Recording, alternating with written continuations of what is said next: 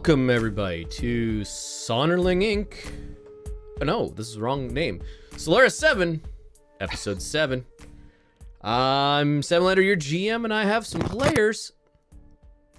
Good evening. My name is Zerder, playing Arnstein Eldon, the Space Viking mechanic. I am Hegemon Lur, and I am playing Caleb Archer. I am Heath, and I am playing Pilot Bob. And I'm Easeborn, playing Marina Alpha. Alright, so we last left off with a knock on a door. The rest of you are in your rooms. Arnstein, you hear, as you're you've like got all the lights out, you're behind the curtain in your room, getting ready to lay on your bed. And yeah, you hear a knock on your door, like a light knock. And then you hear it open and then close. What's a hoot? Vem daar? Silence.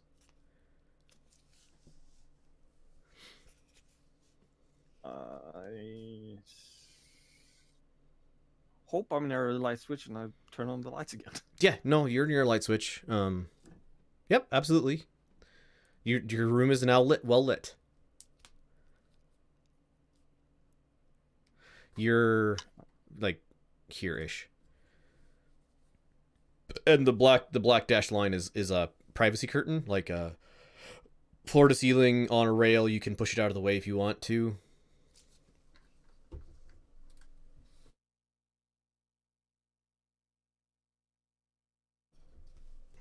I open the curtain and again iterate who's there in New Bergensk. So the rest of your room is silent and empty.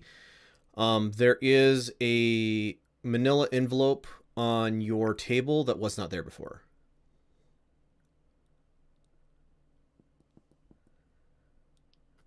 Arnstein scratches his head, walks over, and lightly shakes the envelope. All right. Inside of it is a thumb drive, with a it's got a Japanese dragon stylized, bright, like iridescent green color wrapping, like it's a fairly generic thumb drive, but it's got a sticker's not the right word, engraving of a. It's not quite the right word. Anyway, green stylized Japanese dragon wrapping around it. So Caleb, Caleb, you're sitting down. You flick on your TV. You're just like relaxing, getting ready for the evening. Flipping through the channels. Gotta hold on names. That one. As you're flipping through the channels, BSBC comes on and you hear... Oh, wrong thing. And now, Sylvia Cartwright with Team Chateau de Escargot McWhorr Louis Fontaine. Comment expliquez-vous votre défaite? Ils ont donné le meilleur d'eux-mêmes, et mon autocanon n'était pas correctement calibré. Vous pensez avoir été victorieux sans ce problème technique? Évidemment, nous sommes de bien meilleurs pilotes qu'eux. I hope the fans got that, cause I sure didn't. Should have paid more attention to my Davion boyfriend. In other news... Alright.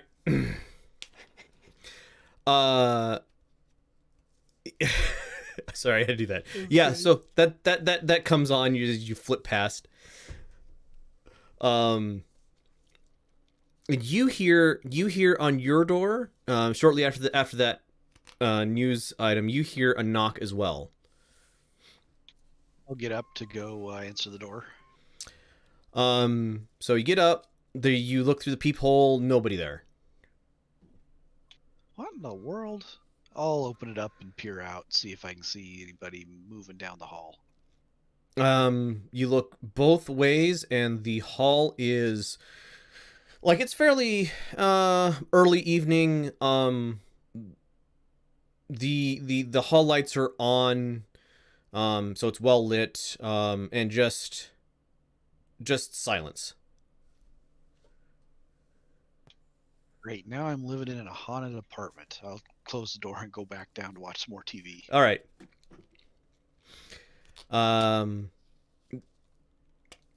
So about this pretty much identical time, Bob, you hear a knock at your door as well. I get up. Who's there? No response and nobody at the peephole as well. I grab a sidearm and I'll actually walk outside. Okay, so you step out, and we'll pause there for a moment. Marina, you hear a knock at your door. Going back again in time slightly. For bed, but I'll get up, Okay. get my normal, like my gown on, make sure the pistol's underneath, walk out. Okay, so you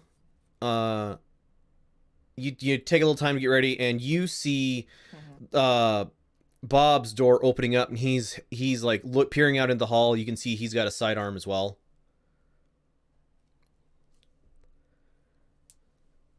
Did you just have a knock at your door? Yes. You too? Yes. I am going If you to. look outside, left or right. I'm gonna go left if you want to go left. I'm gonna come down to right about Sure. there, and I'm gonna look to see if I can see anything in the. Could I get both of you to give me a notice plus? Let me bring up a character sheet here. Actually, I'll pop this character sheet out just so I have it available. Nope. There. Aha. Give me a notice plus wisdom check. The DC is a 12. All right. Quiet, calm. The thing that you guys both would notice, I guess, after stepping out and hearing for a couple seconds, is the elevator, like, go, the elevator motor shutting off. Do I know if there's any cameras in this area? There are, in fact. Can I head to the camera room or wherever the monitoring is where I can save a copy? So monitoring would be in the commander's quarters. Which I usually don't have access to. Correct. It's her apartment, so. Alright, I'll send her a message on the... You know Arnstein had been given access to that as well. Oh, right. That's right. Then I'll go to Arnstein's room and knock on the door. Arnstein, you hear another knock on your door.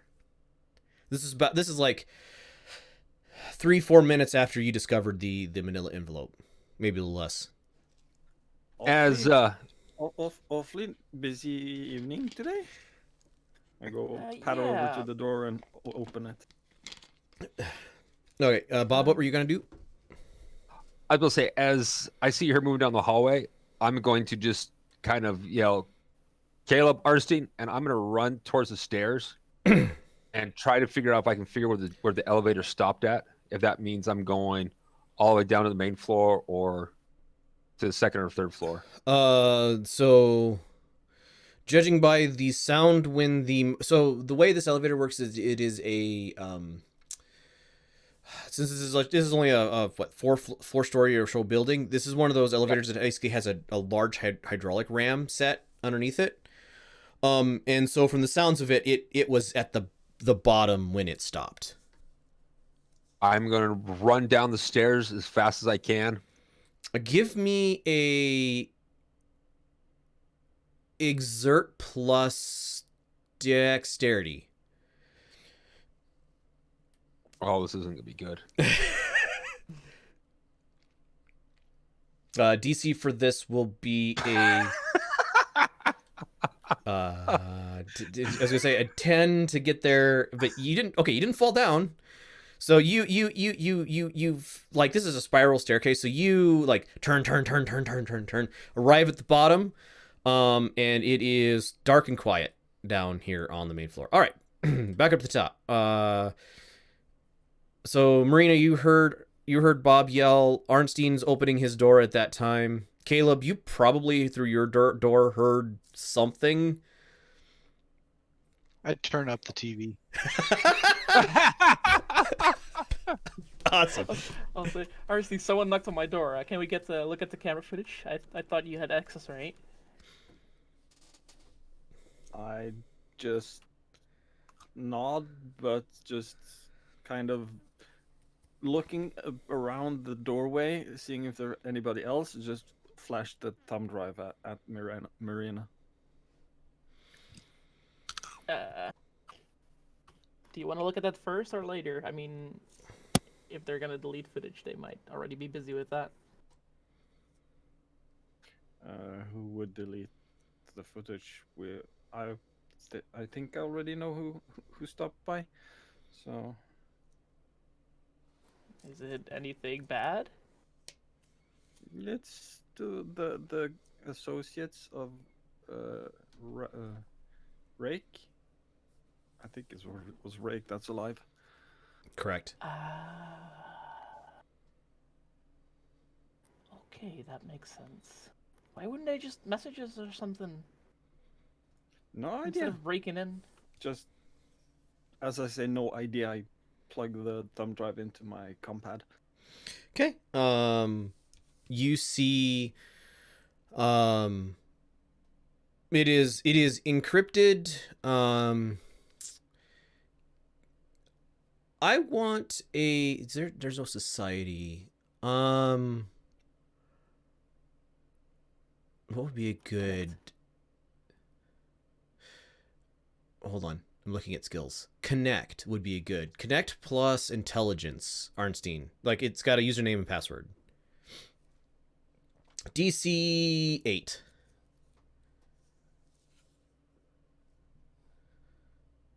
Hey, you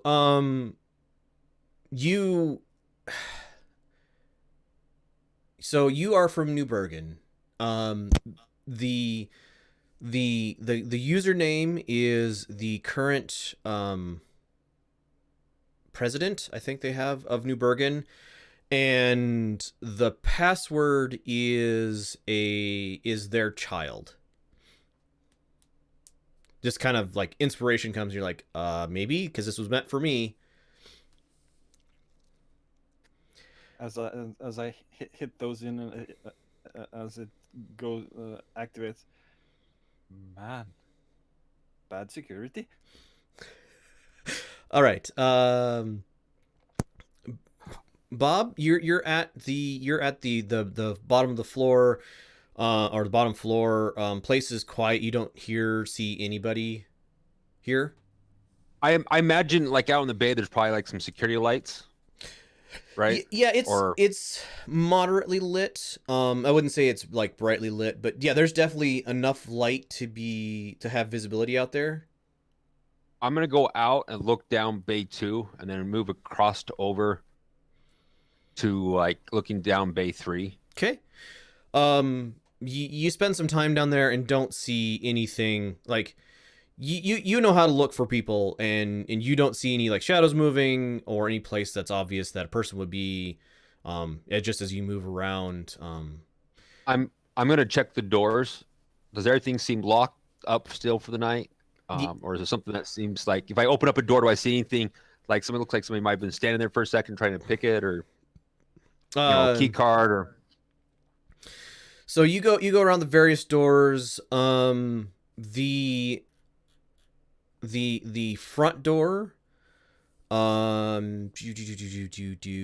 Give me a intelligence plus survive roll. DC 10.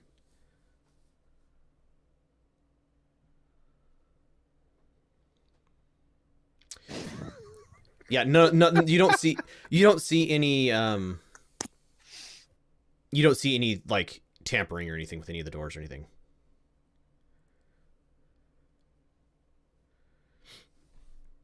Okay, I'll head back upstairs. Okay.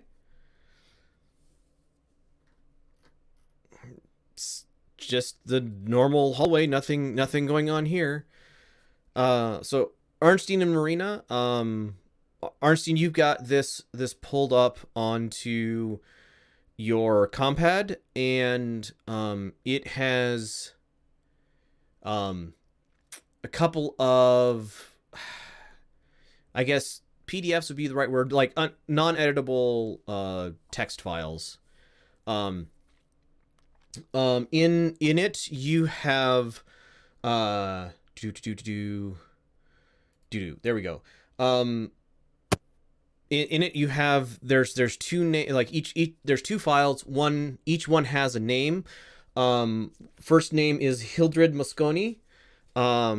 Hildred is a driver for the company that delivers ammunition to your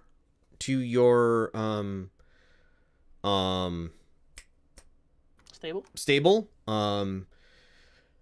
And like it's like a full profile, like address, when they worked, where they worked. And the other name is Jinan Huxtable. So Jinan is a loader for that same ammunition company. The thing that jumps out, or the thing that correlates the best with you in your mind, is that both of these people were the people who were doing the delivery on the day that the bomb making materials were dropped off. And the profile you have of them is, as far as you can tell, like exhaustive. Like it's, name, date of birth, planet of birth, known family members, associates. Like it's an exhaustive profile of them. Brief passing with stuff too, or like that guy was sort of suspicious, and the way they passed was suspicious, and that was noted as well, or not quite that exhaustive.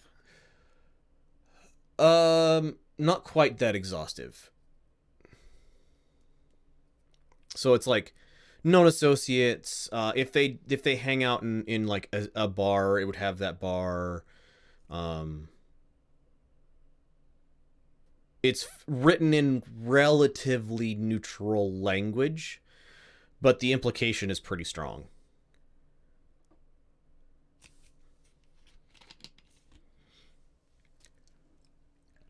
Well, I think we just got handed the delivery persons on the bomb making stuff on the silver platter.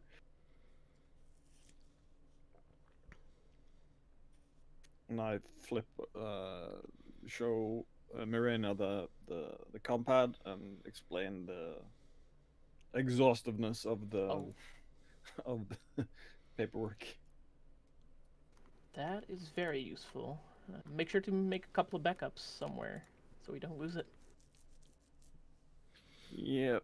I was gonna send a copy over to my stationary computer and make a copy onto the compad and unplug it and head off to Ty's apartment. I'll follow him. Okay. Half dressed.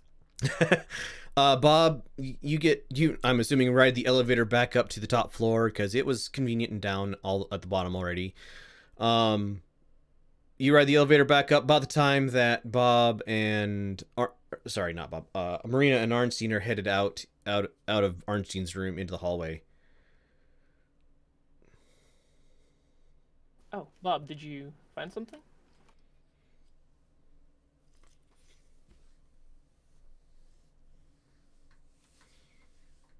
Bob, are you muted?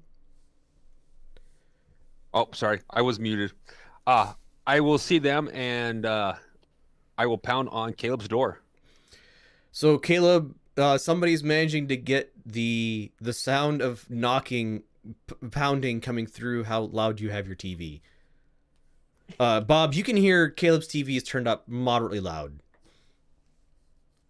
I will yell that if the door doesn't open, I'm breaking it in.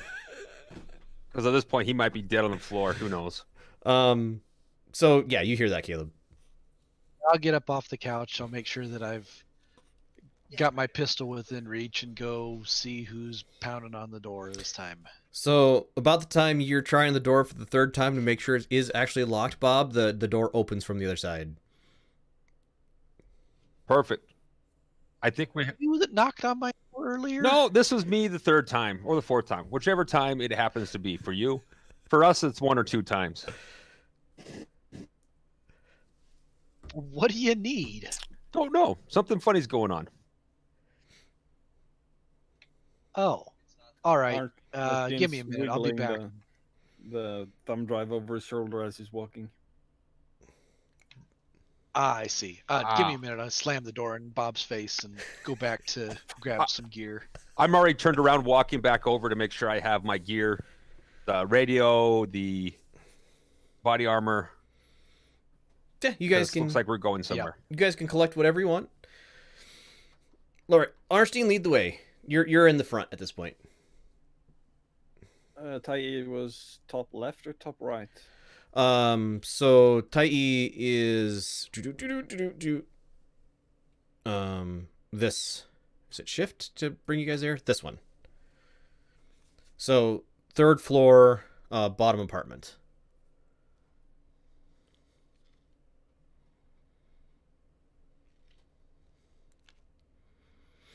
I knock firmly on the door, calling out, Tai.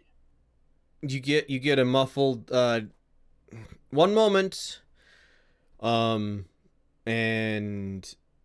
silence, and then like 2 minutes later, she opens the door. She's wearing a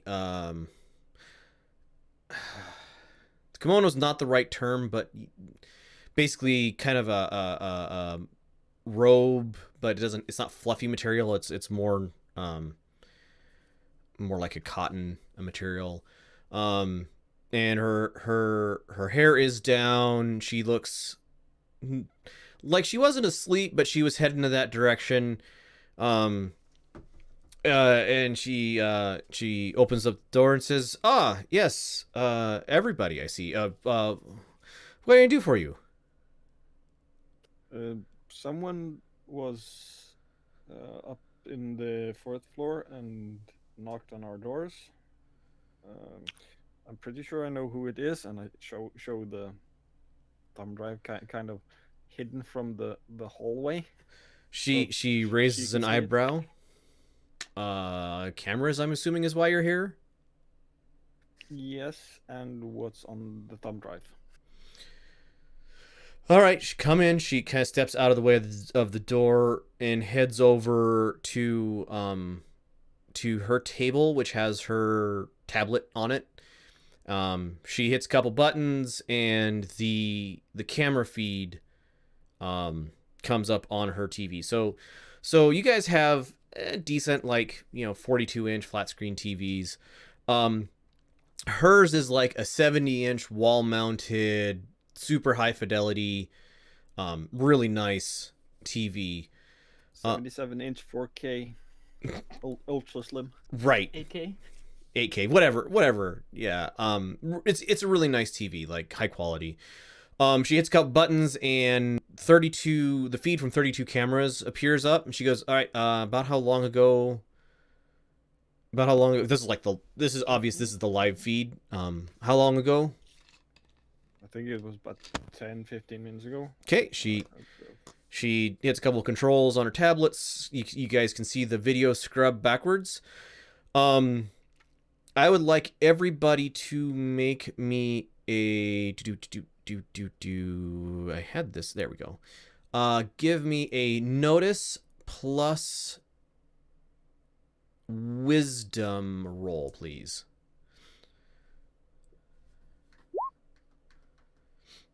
While we're doing that, I look around. Is there anybody else in here, or was it just the commander? It's just the commander. You can see the remnants of her supper dishes, like in her sink. There's probably a small is it Collins glass? A small wide glass with a couple of ice chunks in it and some brown liquor in the bottom of it. Whiskey? You're thinking probably whiskey? Like half drink type of a bottle or a cup? So it's you're from the looks of things, yeah, it has been, there's not much left of it. You can just see just a little bit of brown liquid in the bottom.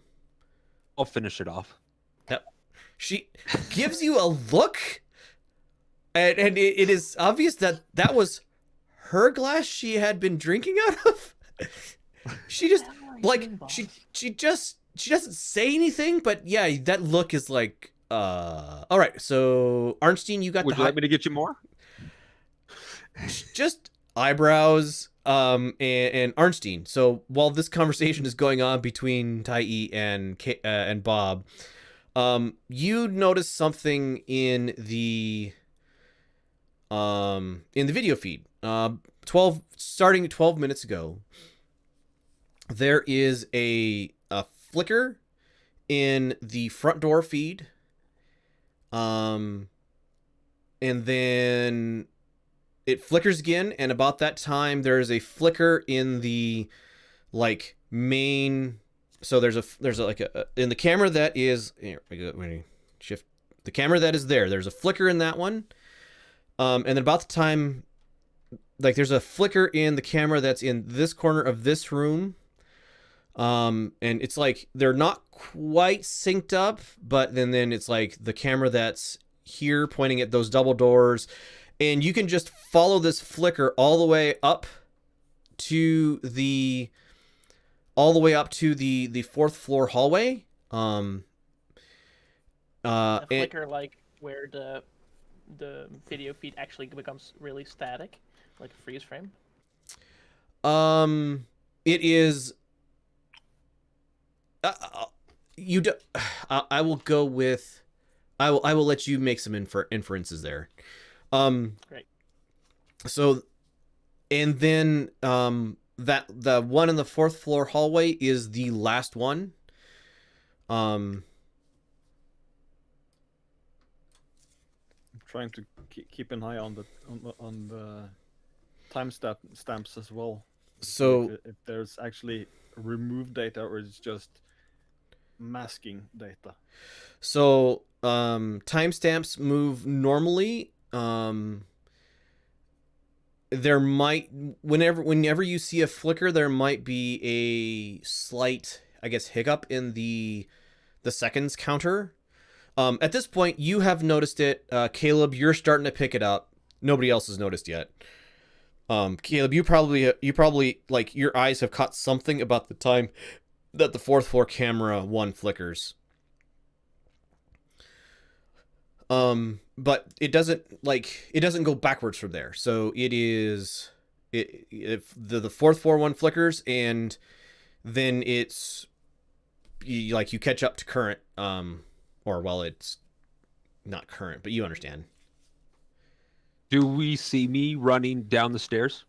Yes. Or any of us in the hallway? So we see you, by the time the flickering is all done, you see first Arnstein, then you see a series of doors. I forget exactly which of you guys actually opened your doors and looked out, but you see people. Arnstein, Bob, Marina. Yeah. I didn't open the door. I just and found them. Right. I think Bob, you and Marina may have been the only ones who opened the door. You see Bob and Marina open the door, talk for a second, head their separate ways. Marina going towards your room, Arnstein, and Bob just booking it down the stairs and then around on the ground floor.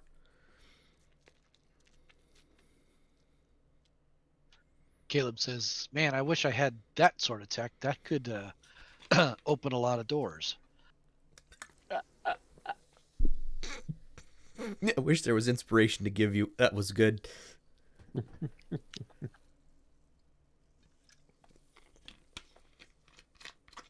Well, So we're going to assume that it's one of those situations. If they're able to do that, it's more along the lines of no harm, no foul, because they were giving us information and wanted all four of us to be up to be able to see the information.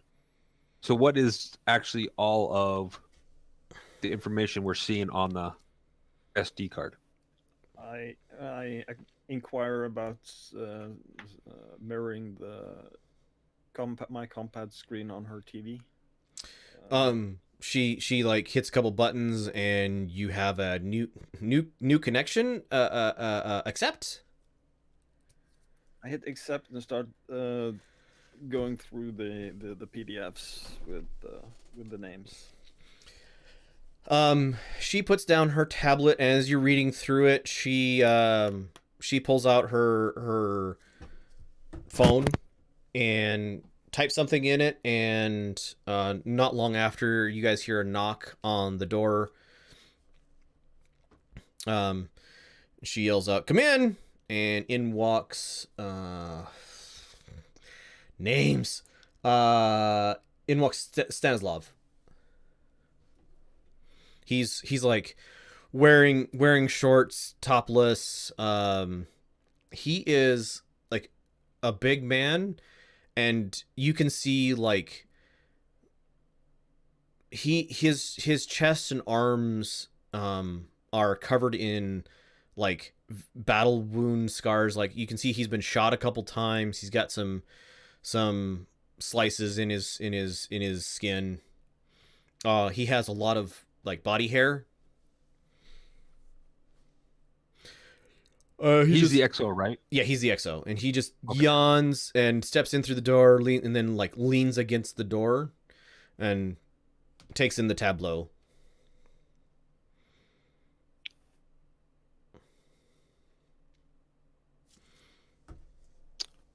And she kind of nods to Arnstein to continue. You keep on going, explaining who they are, what their job was, pointing out the facts and the timings and the explosives and the sabotage and everything as he goes. Well, I mean, that's good. That gives us some more information for gives us the next step to figure out, like, somebody had to have paid these two off to fairly significantly, enough that they wouldn't worry about losing their jobs, because this sort of thing would get you instantly fired, and honestly, given what they deal with, possibly shot.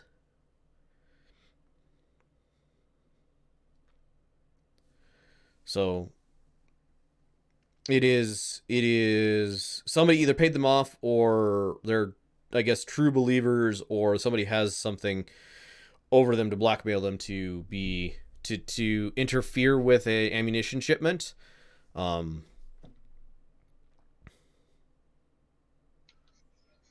given the track record so far, I'm guessing we're going to have to get things in gear if we want to catch them before they're pushing up daisies.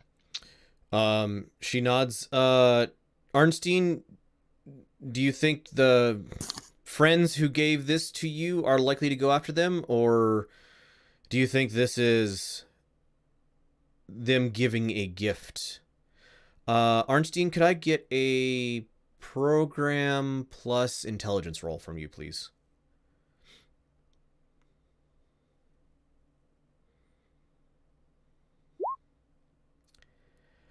Okay, we'll just No, I'm gonna re-roll that. Okay.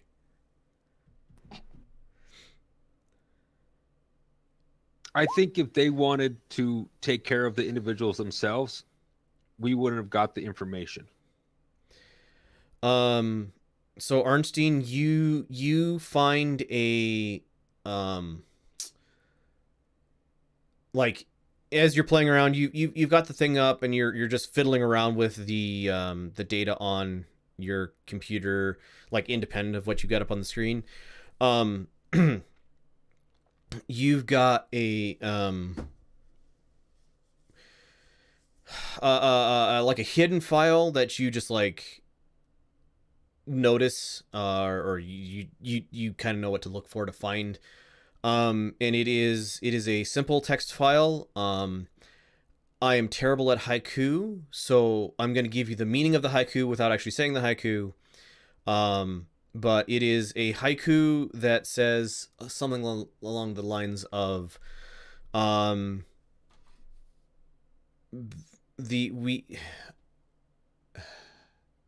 there's too much information there. How do I put it? See, do with these to as you see fit.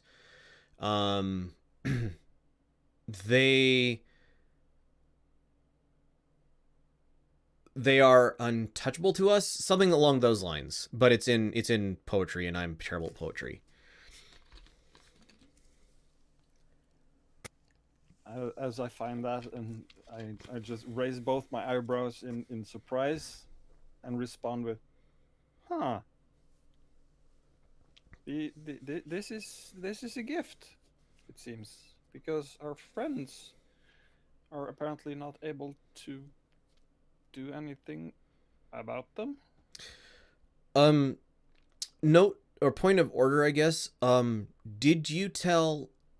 How much have you told Tai about your suspicions about Rake? Basically, okay, back up.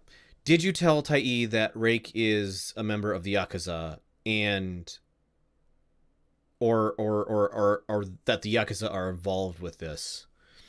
She knows the Yakuza are involved, because I remember implicitly correcting her when she thought it was the reserves Okay. Yep. mech that came running to stop them, and I was like, no, the other.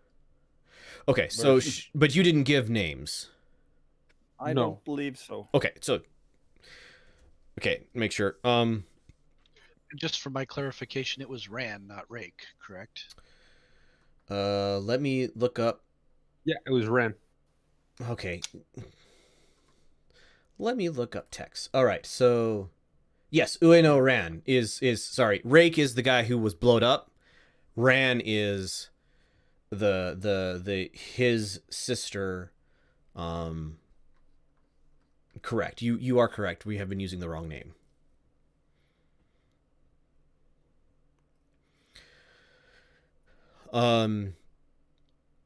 So she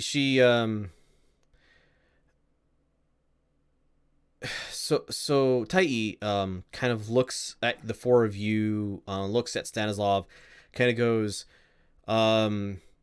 gifts of this kind are often not free. Did you already pay them? Yes. We already helped them. Okay. So I don't want to know the details about that. Nobody needs to know. The less I know, the less that some police investigator could drag out of me. Just be careful and try not to get the stable too deeply indebted to, like, I appreciate the help they've been giving us. Like this she points kind of at the things that are up on the screen, is very useful, and I am happy for it. I can't afford to be deeply in debt to the Yakuza, because she kind of gets a faraway look on her eyes and says, the honor I have left, I intend to keep. Could I get Connect plus your best mental stat from everybody, please? I'll give you different information based on which stat you used. If any of you get... Okay, the checks are not going well today. Mine definitely.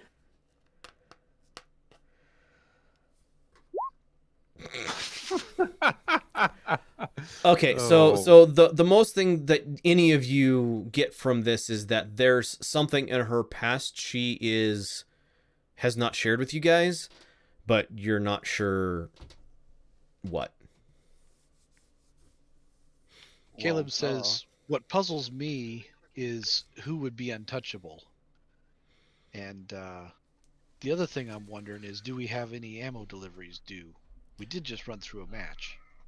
So ammo pickup from match is tomorrow, and so could be a couple of reasons that somebody would be untouchable by the Yakuza. And okay, so sorry, back up. Stanislav says there could be a couple of reasons why Yakuza has somebody untouchable. They are protected by another gang or group.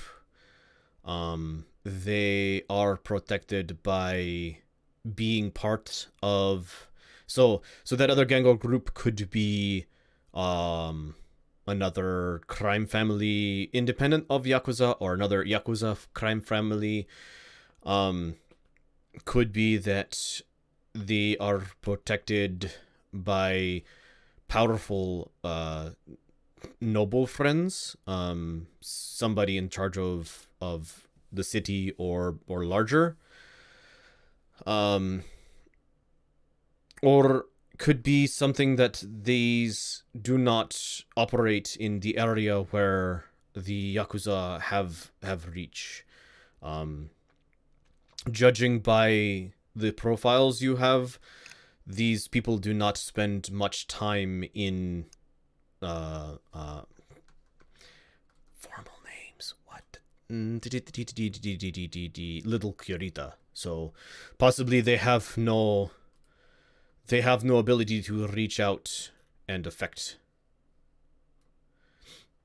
But untouchable tells me these people have protection. Arnstein's feverishly trying to get to the ammo resupply schedule and see if he can see which driver's coming tomorrow. So you pull up the information, and the driver is Hildred. Hildred Mosconi. Yep. Yay.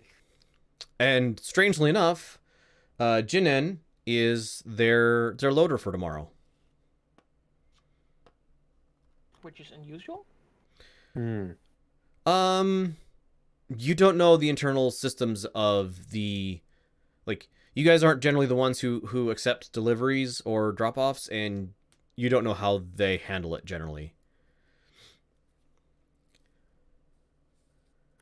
Do we confront Hildred on delivery, or do we send the data somewhere for someone else to deal with? I still don't trust the police, I wouldn't think. It's all been too tidy so far. Both Stanislav and Tai kind of nod or shake their head in agreement with that sentiment.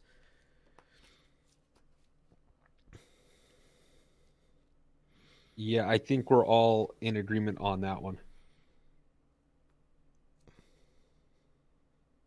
Or do we go visit the driver tonight? Imagine with a little bit, we can probably figure out where they live at. It's got their address. With a name, you could probably get an address to right, the but phone book. As part of the data dump you guys have, that is absolutely included.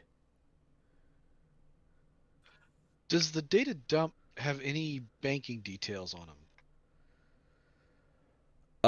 It gives the banks that they bank with, but does not give like account balances or that sort of thing.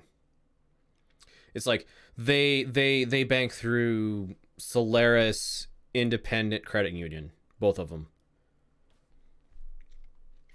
Good old Siku. Somebody write that down so I remember that for later. But yes.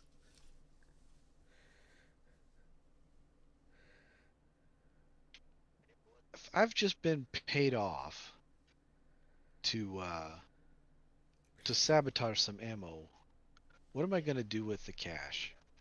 I'm probably not gonna stuff it in the bank, at least not for long. Stanislav. Or if you What do, they need the cash for. if you, Go ahead. I will say, if they're smart, what they do is they start putting like an extra 100 a paycheck out of the loose cash in there if they're planning to stick around, if they think they've got away with it. Stanislav nods at that and says they need a way to wash the money. Gambling winnings is common. Walk into a casino, spend 200 C-bills, walk out, deposit 20,000 C-bills. Pay taxes on it. Yeah, Or- that's not a bad way to do it. Turn it into legal money. I want to see if I can find some sort of betting site and see if there were what the odds were on our match. So Tai, like you like put this out loud. Yeah. So Tai, like it's like, oh yeah, and she brings up, so you guys all know that that's how she made the money that she paid you guys. And she brings up the odds from the match yesterday. It was, what is it? Basically even odds, so 2-to-1 odds on both sides, whatever that works out to. For pretty much all of the betting sites. And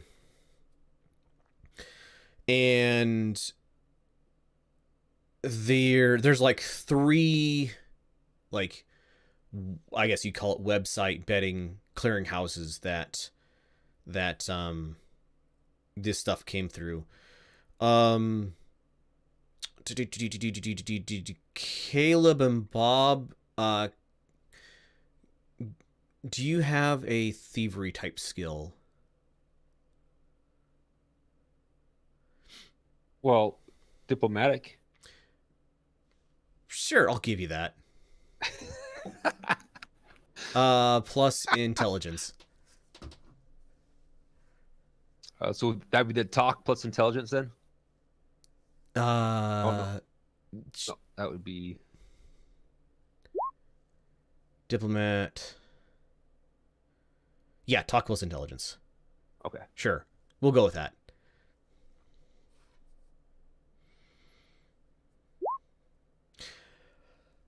Woohoo! My highest score yet.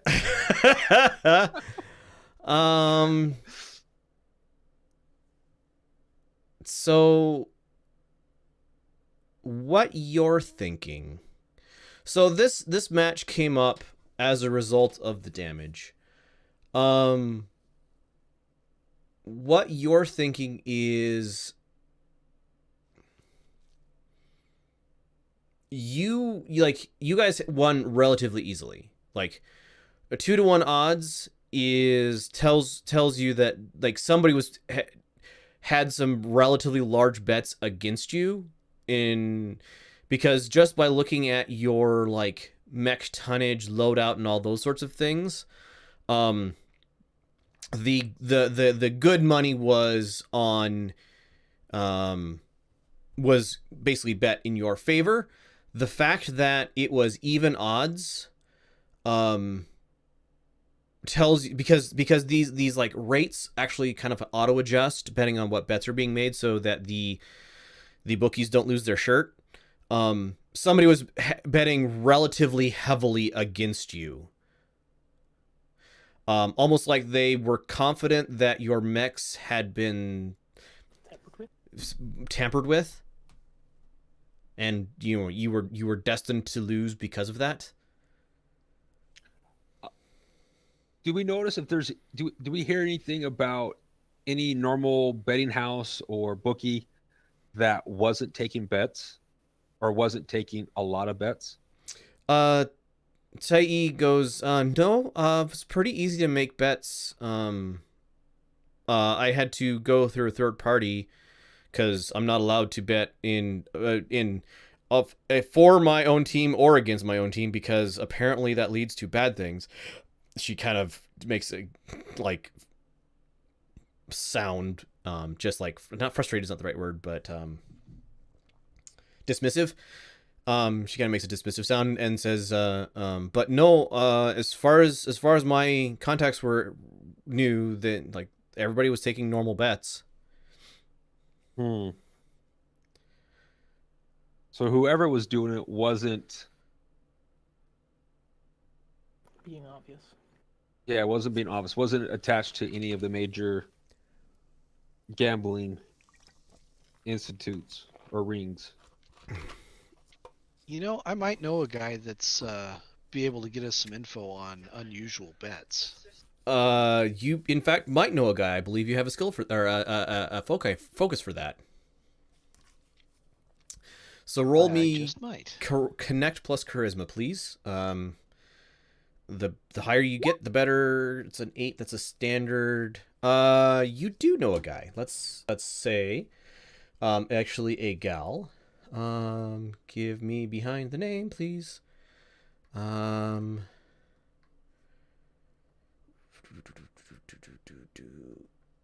Give me 30 seconds because you are introducing NPCs, which means I need to come up with names for them. That. Sanada Akiho.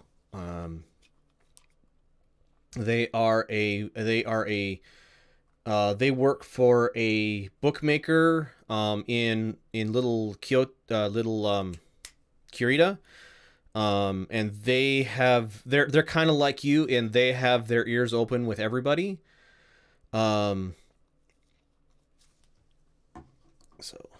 So please write them on your sheet. They're a bookie. And the name was Sanita Akiko. Sanada, Sanada, is the family name. Akio, Akio. You would probably know her as Sanada-san. What time of day is it right now? 10:30. Like, this is her prime time. Only reason you guys were so out of it is because you spent hours in mechs this morning. All right, can I give her a call then? Yep. You rings a couple times and says she says Solaris VII. Oh, what would be her the company she works for? Solaris VII bets. You bet on them, we make it you place your bets and we pay you money. There we go. Hey, Sanada, it's nice to talk to you again. Hey, Caleb. It's good to hear from you. What's going on? Hey, good job yesterday or this morning. We made, well, I can't tell you, but good job. Glad to see. I'm sure you made out well, and I might be able to help you make out even better in the future. You got a minute or two? For you, Caleb, I have all day. Exactly 3 minutes until they say I have to go on my next call. All right, I'll make this quick then. So, I'm curious, if you look at the books for our match, those odds, I mean, they really didn't like us, did they?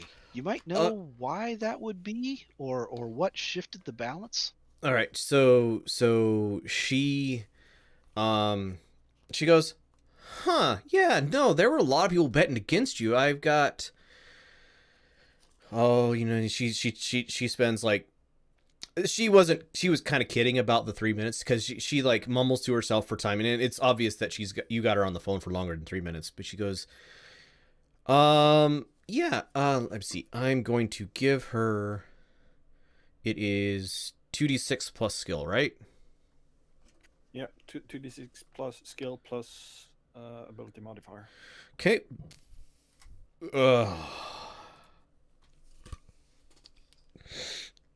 Seriously? So she spent some time like, yeah, there's a lot of bets against you guys. I'm not seeing anything too out of the ordinary, other than that there were definitely some people betting against you.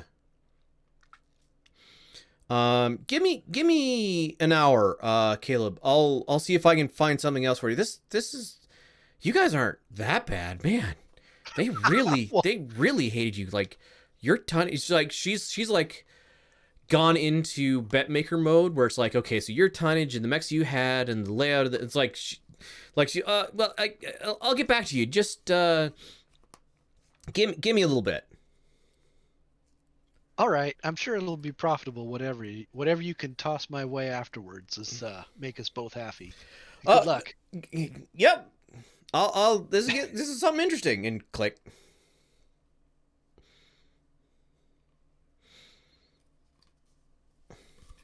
All right. Well, she's gonna call us back. She didn't have anything right away, but maybe she'll dig something up. I'll excuse myself, go to my room and get dressed, and then check the overhead camera. I'll get dressed too. All right. You get at this point, like, it's late at night. You guys just gonna head out for the night, or gonna reconvene back at Ty's? Yeah, I think I'm headed just back to the apartments. Nothing more to do right now. But I got all dressed for fun. I'm gonna be tomorrow. I'll tell you what, Bob. I'm walking back to my room like the semi rifle in the one hand, kind of dragging. My hands just kind of like disappointed, head dropped, just walking back to my room. Stanislav is like, you can, as you said that, Stanislav, you can hear him just bark a bark of laughter as he's headed back to his room. On the way back, I'm walking next to, well, I suppose we're all probably walking together, but I'm saying, it might be interesting to slow down that delivery tomorrow, just to give us a little bit extra time to wander by and chat with the delivery people. What do y'all think? I perk up. Sounds like fun. I think I might be able to arrange a flat tire for him. Okay. So they're Where gonna. are you thinking at? Their delivery is scheduled for 10 a.m. And they're punctual.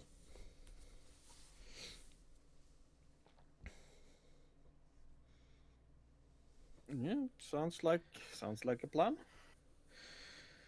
All right, Arnstein. All right. Okay, sorry. Go ahead. No, go ahead. Arnstein, you were gonna check out a camera. Yeah, the one I've got inside my room. And it's independent of all the other cameras, right? Yeah, it's like putting a webcam facing the door, just as a. Give me a program plus intelligence roll. I want to know how well you protected this thing from somebody messing with it, and how obvious it is in your. Okay, so you go to your own camera, log in. You got like a 30 character password. It's not obvious how you connected this thing.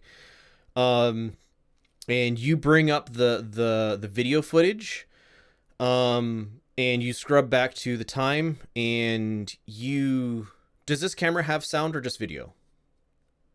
In the survey, it's basically webcam, but I wrote the software that monitors to not use the sound, because paranoia about frequency changes in the atmosphere when microphones get activated and whatnot. Okay. So no sound. So you like scrub back to the right time.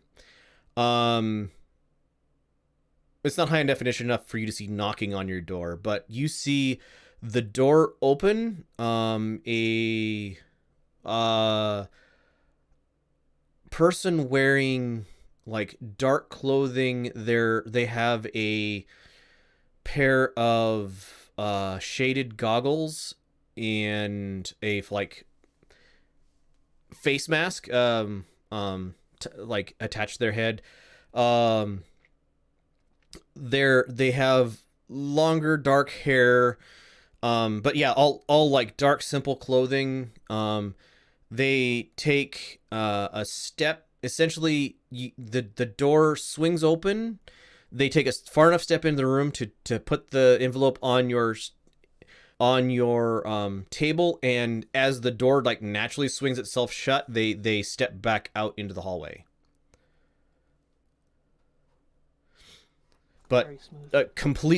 completely obscuring like facial features. The hair is like pulled up into a bun, so you're unable to confirm. Like it's some sort of long hair, but you like can't tell exactly how long it is. Could be shoulder, could be lower back, could be just neck.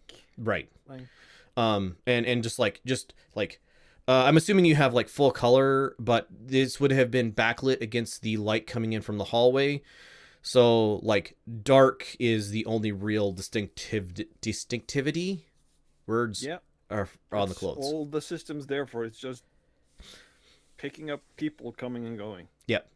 Not necessarily who, because there are other ways to find out who, but yeah. I did send the text before I checked the computers on the camera. The text comes back to you as undelivered.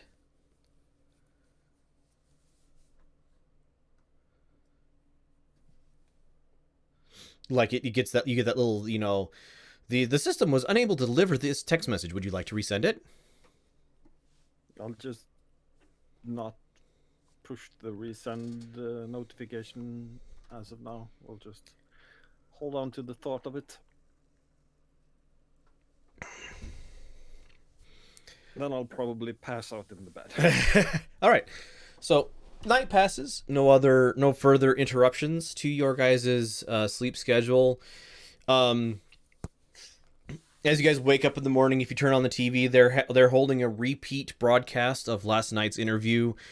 So anybody who wants, now? what's that? Is there subtitles now? There are in fact subtitles. Whoever is translating has a little fun with it, because the subtitles come on with like if you manage to miss what Ganymede said as well, like they subtitle Ganymede's words in French. Oh. So it's just backwards. The news person the subtitles is in French, and the French guys is in English. Yes. Or the local version language. All right, so yeah, you guys wake up. You can wake up, whenever you want. Normal. What is it? What day is it today? Wednesday. Okay, so normal Wednesdays activities, like you guys hear the techs fire up their normal like sounds and stuff from down below you.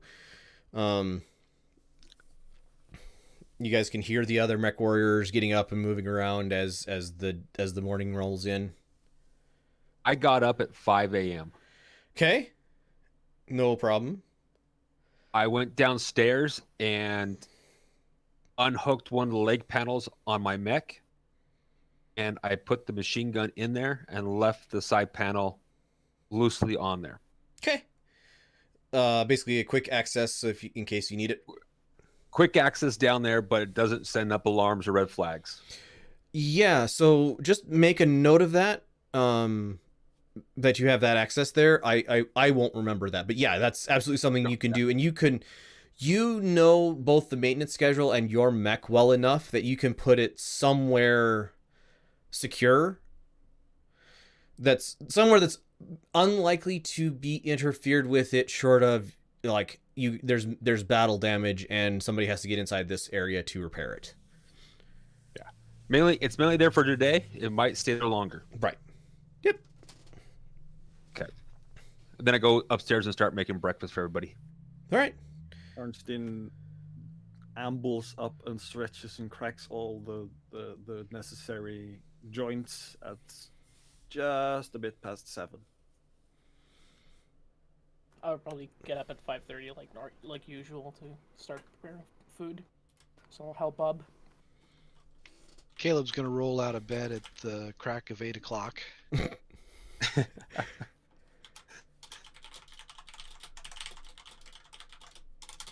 All right. Yeah, you guys get up, eat breakfast. So the ammunition delivery is scheduled to be here at 10. And the other than that, you guys don't have any you are marked down on the schedule, the rota that Tai works up as independent action.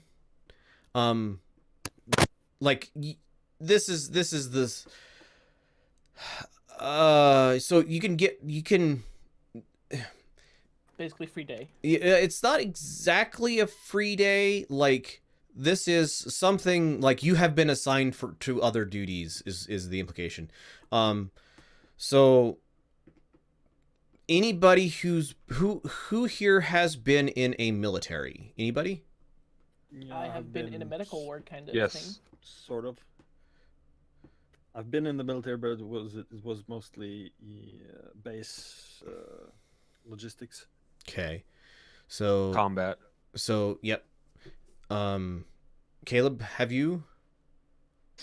Nope, I've managed to dodge that particular fate. And Marino, no, you were right. In a medical ward. Like Yeah, kind you of were in thing. medical stuff. So Bob and Arnstein, this is independent duty. When you were in the military, usually meant something along the lines of you were being punished for something and you were cleaning the latrines. Detached KP. duty. That's the word I'm looking for. Detached duty. Yeah. You weren't doing your normal. You weren't supposed to be there for your normal operations, but that didn't necessarily mean that you had a day off. This was and it was the day to go and pick stuff up, clean stuff up, organize, right. do kind of like the office work type of stuff. Yeah.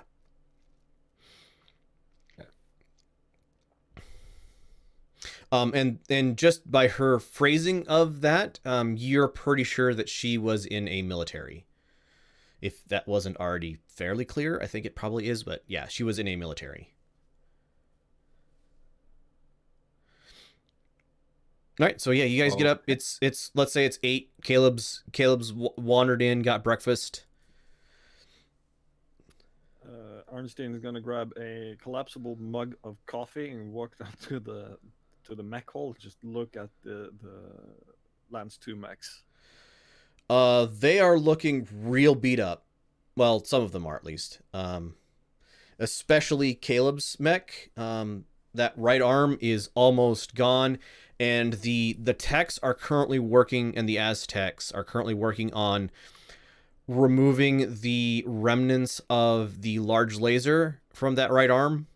And remnants is the right term because that got destroyed. Yep, I'm gonna wander down there to take a look as well.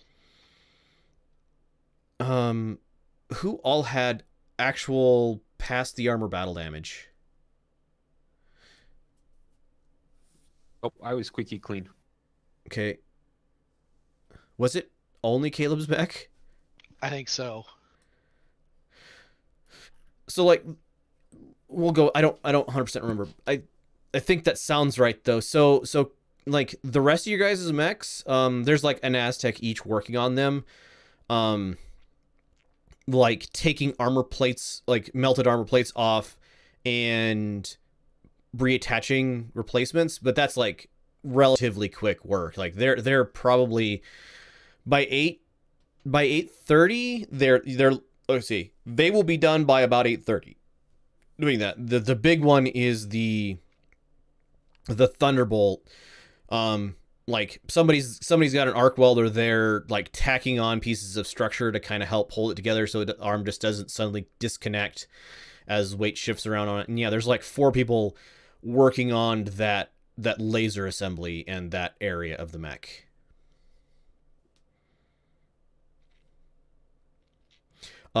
The ammunition from your guys thing is loaded onto, like, there's a couple pallets of ammunition up in the top, and that's the common place for it to go before it is loaded back into the bins that hold the ammunition for loading in your machines. That's the common place for it to go before it's loaded into the ammunition pile and then onto the truck.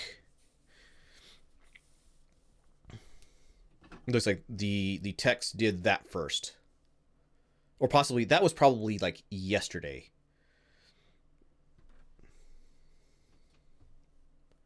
I would assume the ammo for the mechs was already in the ammo bunker. Actually, probably, Mechs yeah. get returned. Yes, Mechs it get returned to their stands and unloaded and get the ammo back into secure lockdown. yeah, that tracks. That's actually better than what I had thought of. So yes, that is correct. So it's in the portion of the ammo bunker set aside for expended rounds. So I take a look at my Thunderbolt and I call over to Arnstein. Say, Arnstein, you think we can save that laser? I wouldn't think so. Sorry. Maybe the lenses? I go over and look for the lenses and the focusing crystals or whatever. See So if any bit at all is salvageable. So this thing is shattered, and yeah, the lenses have like cracks, heat damage, and Caleb, I think you fired this thing at least once when it had a hit on it. No, it was destroyed in one go. Okay, so well, yeah, so it's just shattered. Like there the front lens was like, oh yeah, we can. No, it's got heat deformation on it and some shrapnel scratches. And the main control board is probably fried with no capacitors left working. Yeah, it's done. Well, that's rotten. I really got to lead with my other side, I guess. Sorry. It's my favorite gun, too. Would the lenses off of my mech arm work? So the lasers from different mechs are moderately interchangeable. The Thunderbolt is a little bit of a special case. So I'm giving you a little bit of a lore dump here. The Thunderbolt laser, if you have so stepping back from the game a little bit, if you have tweaks is not the right term. Quirks, thank you. If you have quirks on, the Thunderbolt large laser is actually not a standard large laser. It has extra damage. It's not quite a ER large laser, although some versions of the Thunderbolt would have been loaded with a inner sphere ER large laser. So yes, you could take the laser assembly out of the Rifleman and install it into the Thunderbolt, but you'd lose a little bit of the Thunderbolt's, like, that's like their main thing is that laser is more powerful than the like run of the mill large laser. It's a large laser plus. Yeah. It's just that little bit extra. It was like designed specifically for this mech. So, your mech is probably 100 years old, Caleb. So there's a decent chance that it had already been replaced by a normal one.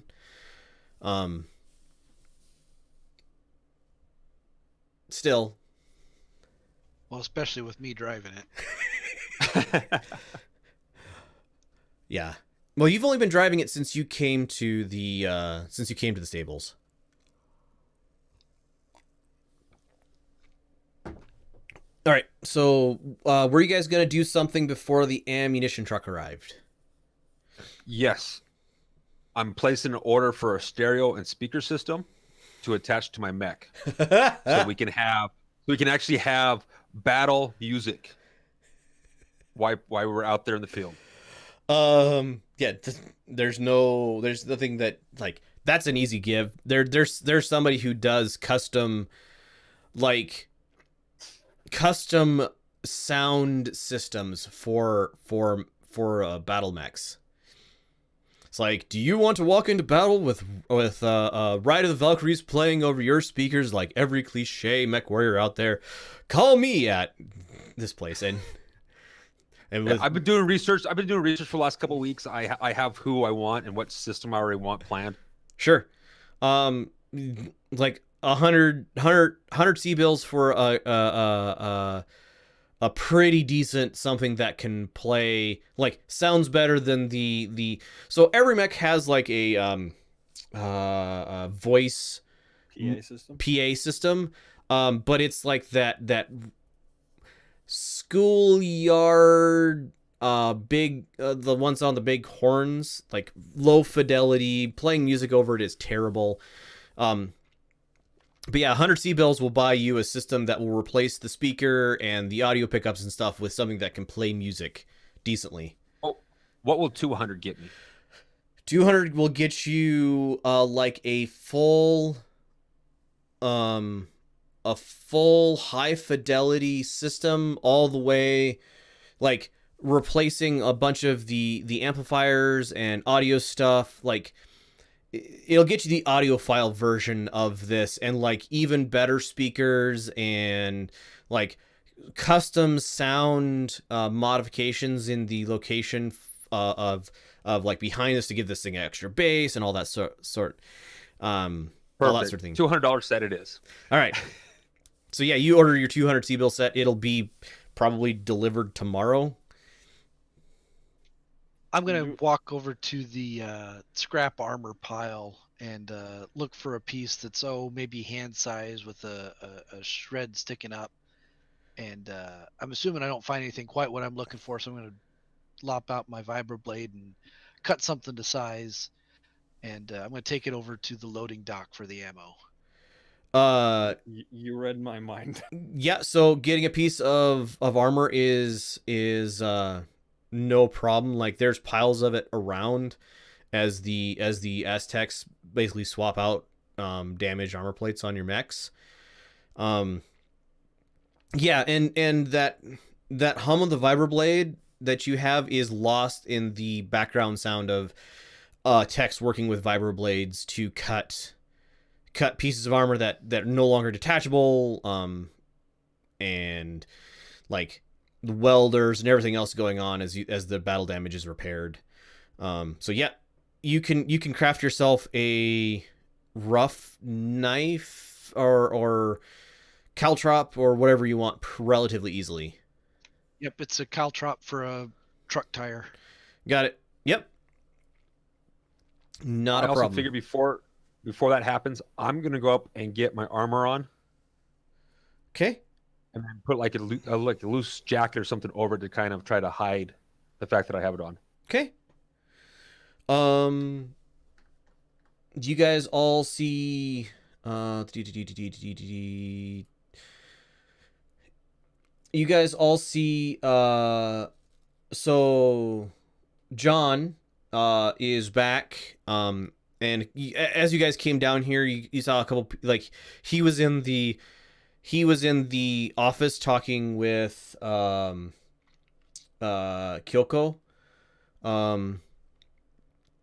and now he's got like bandages on, arm in a sling, but he's like walking around the Lance 1 mechs. Like, he looks like he's trying to be helpful, but he's not like able to do anything, so he's mostly just there. Ran is like in the guts of the sabotaged Jenner, the one that had the laser sabotaged. Like, she's waist deep into that arm, and she is obviously replacing the sabotage parts.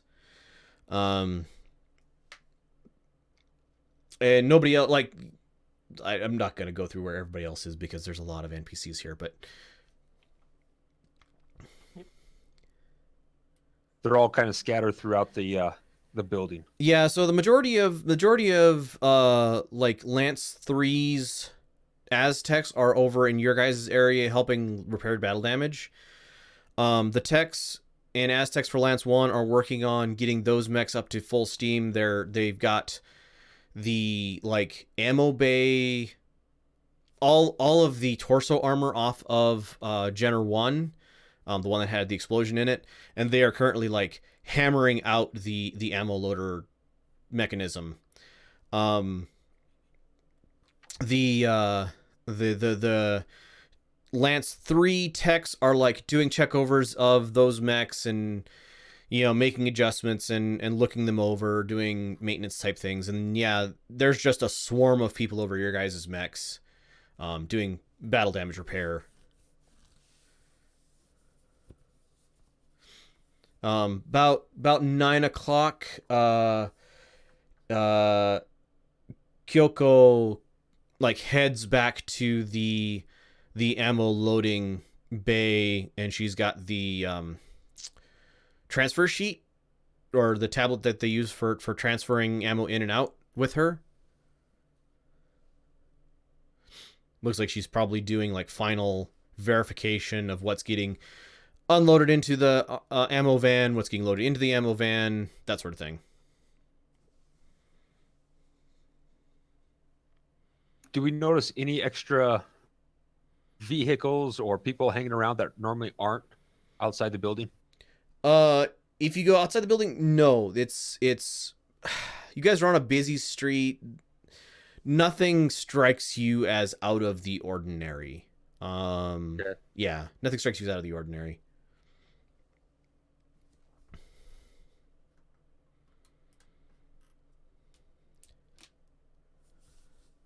I'm just going to look busy and be somewhat busy on my mech, waiting for the ammo to show up. Okay. Same. So 10 o'clock rolls around. You guys can, there's probably windows out the back of this place. You guys can see the ammo van pull up into the back. This is a converted APC. So it is a fairly big vehicle. It's a 2.5 ton, or it's the single front axle, dual back axles, all 6 wheels driven. And it is like it pulls up, pulls in, and like this thing has like the way I imagine it is it has doors on the left and the right side, so it just basically pulls up alongside the specially designed loading bay for the ammo, such that it can be snugged right up against the building, and then the ammo transfer starts happening.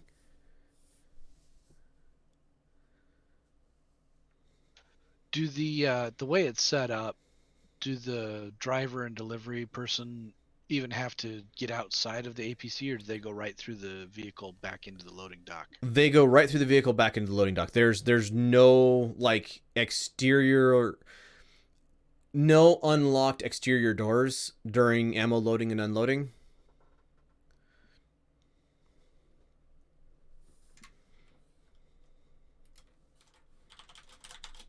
All right, well, I'm going to walk around the building like I'm walking a patrol. Okay. And, just happen to come close to the loading dock around the time they arrive. Okay. I'm assuming I get to see their tire go pop. All right, so I would like a... Let me pop open a character sheet here. Nope, that's the wrong thing. Did I closed your character sheet? Doggone it. I'm gonna need a roll about it. Exert plus something. Tell me what. That's a good question. Dexterity? Sure, I'll give you an exert plus dexterity. Basically, you kind of tossing the thing underneath there from range. So Well, yeah. I had planted it before. Oh, you had planted it? Oh, well then give me a notice plus wisdom then. Oh, Jiminy Christmas. Looks fine. Yeah, they load. They like it takes that good hour for all the transferring to happen. So 11 o'clock rolls around, and the truck pulls out. Give me a exert plus intelligence. That's a good for how well you place the thing.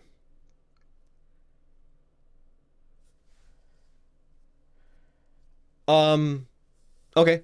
So the thing you notice as they're like pulling out is that the thing wasn't centered underneath so it only gets the front tire, and it wasn't centered underneath the front tire.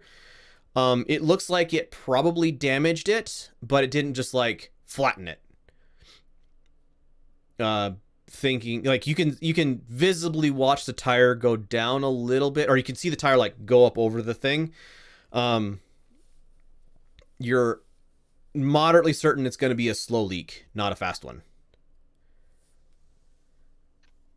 All right, well, I'll run up to them, waving and pointing at their tire, and see if I can get them to stop.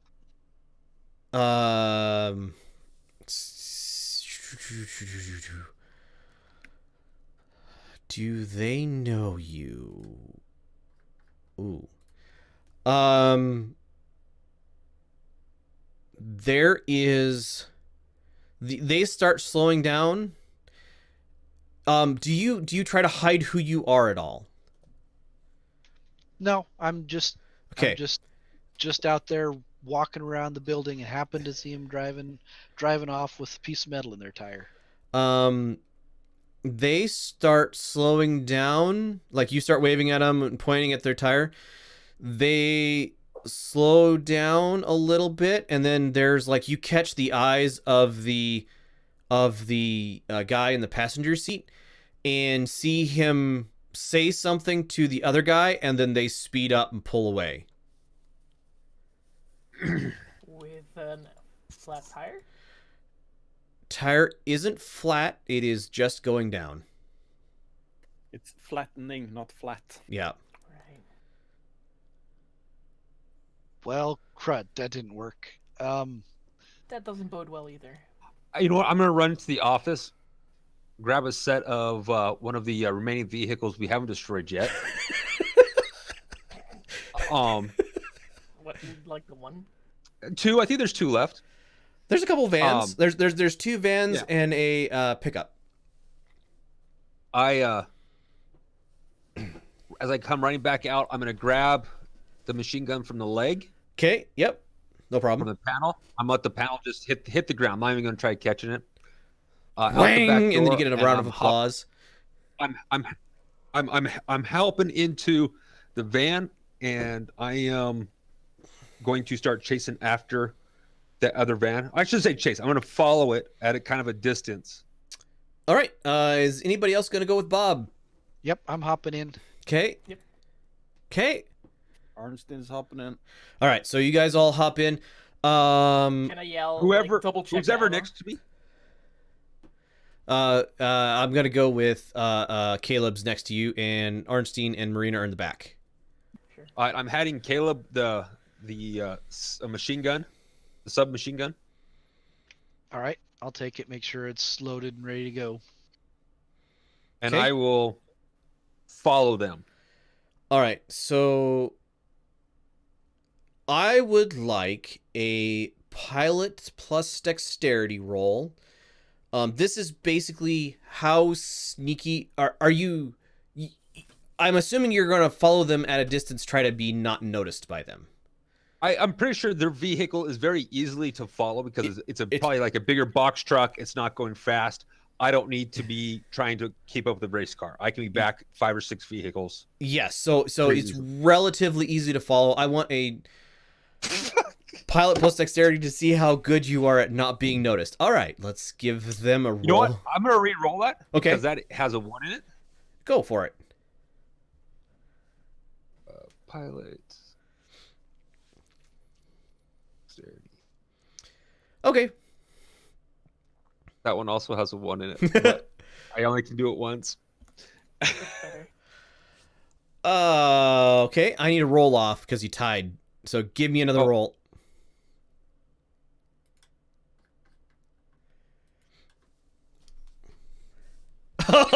Yes. So you guys follow them, and they take off, and they're not like racing, but they're driving, and that tire, you can see it, all of you, tires getting flatter and flatter and flatter and flatter, and they are working their way, like they don't make any more deliveries. And let's go to the city map. So they are working their way back to the ammo depot, which I have placed successfully onto the map. So they're going up the road, and like they get a little past Misfits, so they get to about here and just outside of Little Curita, and the tire goes the rest of the way flat, and they pull off to the side, like a side road. And they, like, you guys pull in, Do I see any vehicles like they might have called for security or anything like that seem to be rushing up to them or in the area? Nothing yet.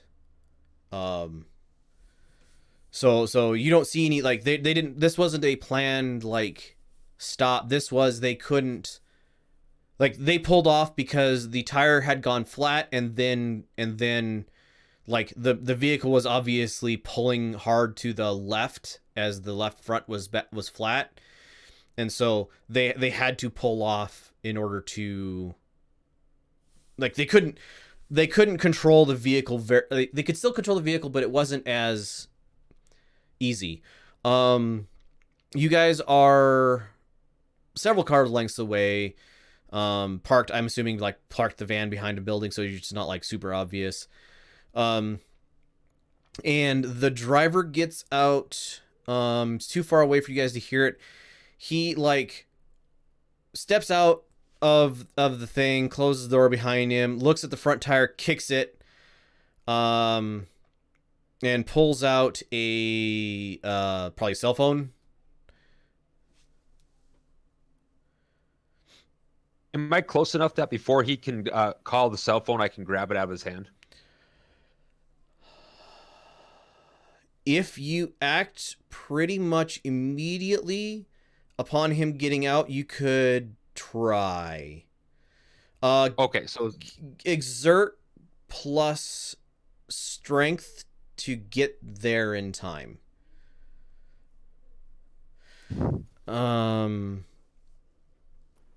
He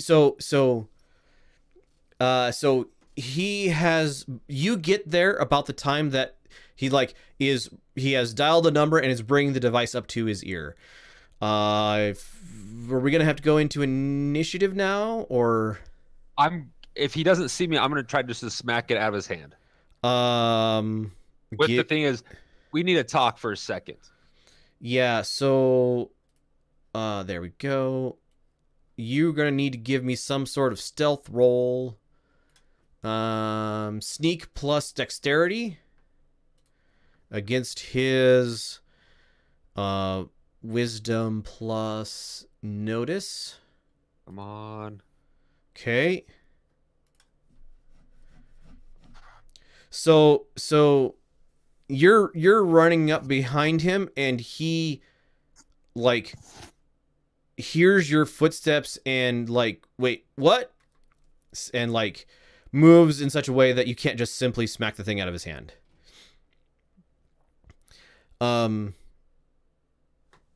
All right, so the situation as I see it is Arnstein, Marina, and Caleb, you guys are nearby and just saw Bob like take off out of this cover area at this guy and miss knocking the phone out of his hand. The other operator or the other guy is still in the vehicle. I'm gonna need initiative at this point. Yeah, Arnstein's ambling, not trying to hide, but ambling over to the passenger side door, just trying to block. All right, so we're gonna bring up, and you're gonna go ahead and remove all turns. Well, actually, I can do this. We can do this on this other map. It's fine. There's no. I don't need to bring a bunch of. All right. So you roll initiative.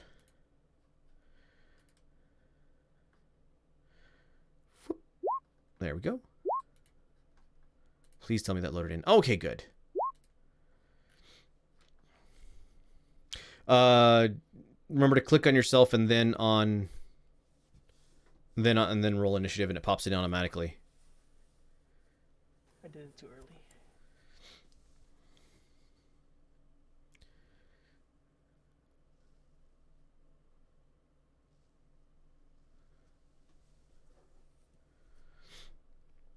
I don't know how to get the 8. I get 2 rolls, and I've rolled it 4 times. I don't know Click which on one the you want to number take. in the initiative tracker. You can edit it. Yeah. Only your own.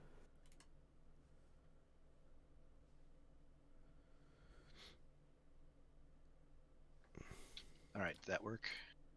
Oh. I forgot how to do this already. Click your thing, then Oopsie. click initiative. Nope, that's the wrong thing. All right. There we go. So, Caleb, you said you were an 8? Yep, that was my very first roll. Okay.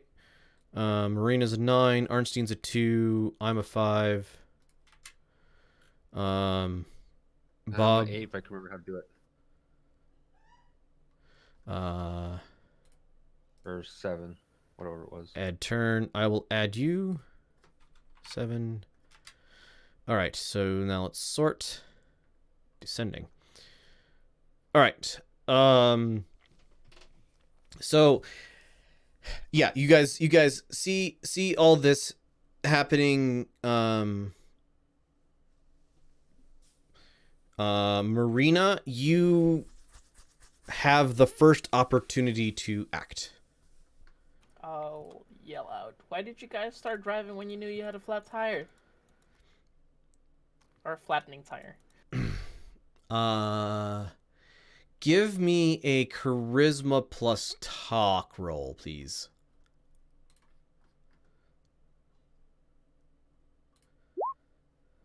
Two? Yeah, he is fairly obviously not buying anything you're selling. Gotta do anything else? Nope. Okay. Caleb. Is the driver's door open still? Driver's door is closed. Passenger has not gotten out. I'm gonna head over to the driver's door and see if it's locked. This sort of vehicle, driver's door is absolutely locked.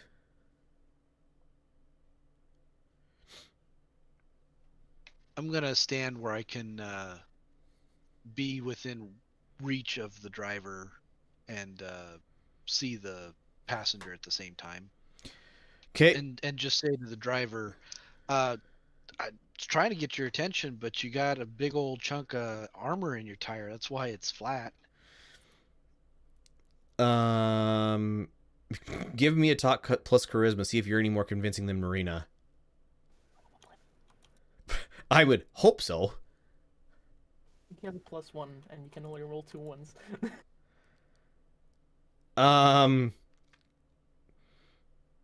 his expression is definitely skeptical, and he has an expression like he's made you on his face, Caleb. Which should tell you something about this guy. All right, Bob, up to you. I'm gonna be right there, and I imagine I'm at arm's reach, right? If I'm close enough to grab the phone. Yep. Does he have a weapon on him, like a sidearm or? Notice plus wisdom, please.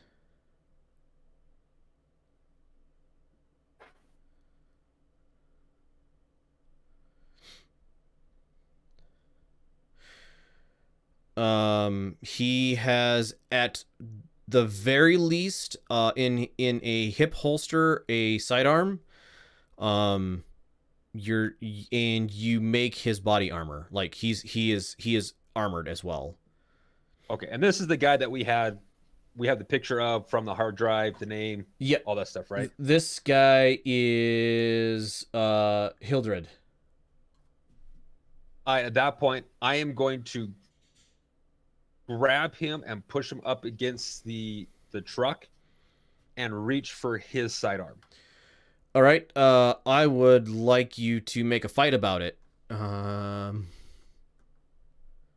So what do you do? Oopsie. Wrong roll.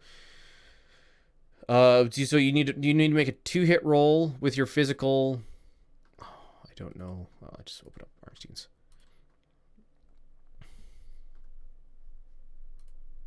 There. Physical, right there. Physical attack. Well, physical save. That was physical save. What's the physical attack? That is.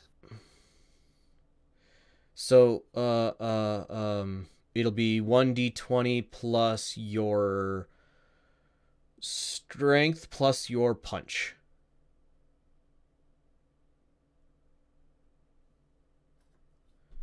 Punch. So 1d20.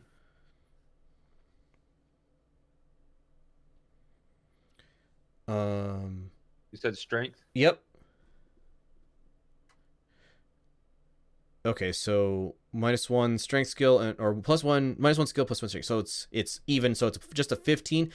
15 will be good enough. You have control of, like, you're able to shove him back up against the vehicle, and you've got, in my mind, you've got one arm like on the hand that had the cell phone in it, and one arm going for his pistol. Is that accurate? Yeah. Yep, that works. All right. It is their turn. I need a physical save from you, Bob. So you see him flick, like he moves his thumb, and before you can do anything about it, he flicks it up and hits a button on the phone, and the screen goes red. You're not sure 100% what that is. And the other guy like opens up the passenger side door and says, Hildred, are these guys giving you a problem? That's Jinnen who says that. Arnstein.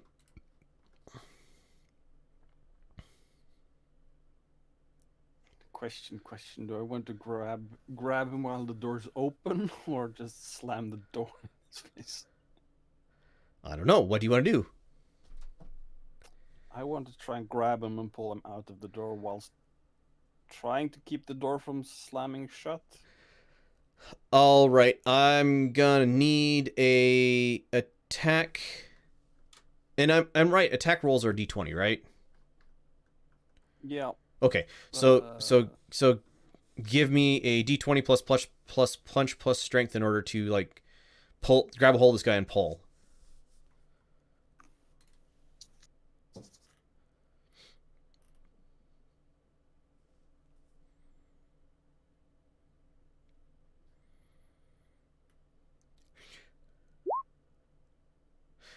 You are not able to get a hold of him. Like you're able to get up beside him and make a reach for him, and he dodges out of the way. Marina, you're up again. Well, since all this is happening, the door is closed now? The passenger side door is open. There's a guy half out of it. Bob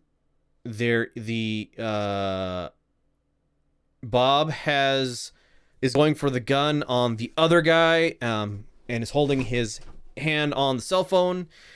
I'll And yell to Caleb, you go help Bob, and I'll rush up towards Arnstein okay, and try and get ready to keep the door open or slither in behind the guy if he comes out. all right. So you are able to get up there. Are you gonna try to get this guy out? Try to get up behind him?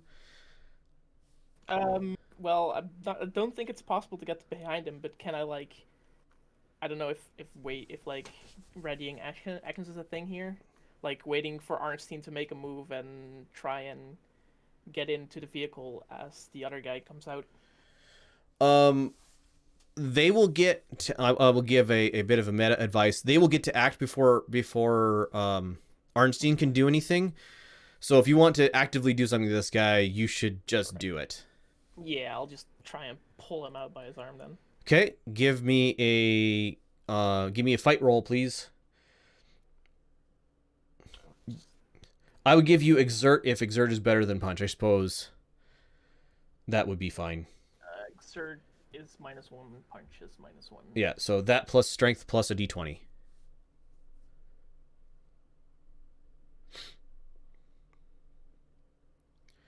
-1? No. Good old D2001. All right. They have body armor. 13 meat. All right. So yeah, you grab a hold of this guy and give him a jerk, and he stumbles out. The door is going to swing shut. I'll give Arnstein a chance to do something about that on his turn. Otherwise, it will be clicked at the end of his turn. But yeah, you yank this guy out of the cab. All right, Caleb. All right, I'm gonna go help Bob grapple with this guy. Help control his arms so that he can't fight for the gun with any sort of expectation. I'm gonna say now, there's no need for this. We just want to talk. We wouldn't want to have to answer any questions for someone that might show up. You might not like the answers, huh? Give me a notice plus intelligence.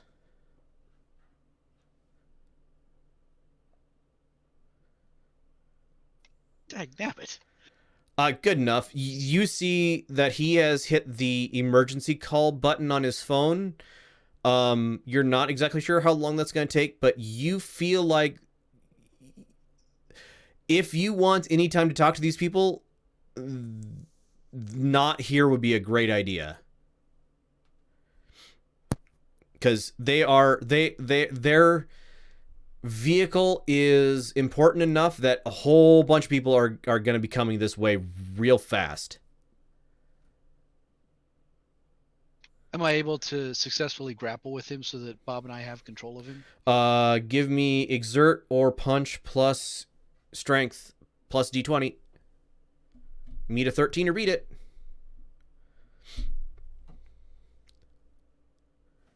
All right, my exert's 1, my strength is 0, so d20 plus 1. Yep, you and Bob have control of this guy. Like control of arms, legs. If you wanted to take off the phone or disarm him, you can do that. Yes. One or the other. I'd like to get the pistol in control, so let's disarm him. Yep. So you have you have control of his pistol. That seems like enough for my turn. Okay, Bob. Sorry. I am going to seeing him have control of the pistol, I am going to let go of the phone hand Okay. and try to bring my forearm across his face and knock him out. With the intent of, if I can get him knocked out or somewhat unconscious, we can grab at least him and beat feet back. All right, so 18's good enough to hit him. Give me your... I don't know what punch damage is. Punch is -1. Well, I don't know what... Or I don't know what the damage is. We should add these as weapons since you guys want to do that.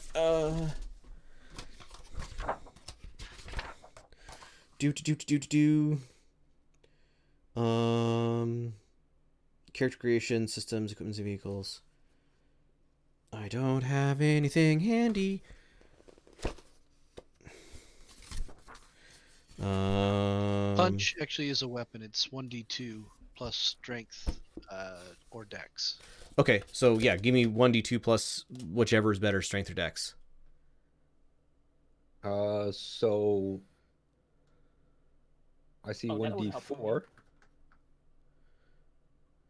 1d4. Just roll a d4 and cut it in half, essentially.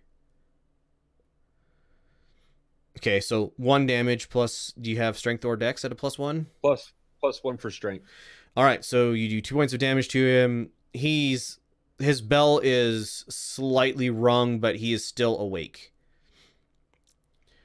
Am I able to punch him a second time? That was your action. Okay.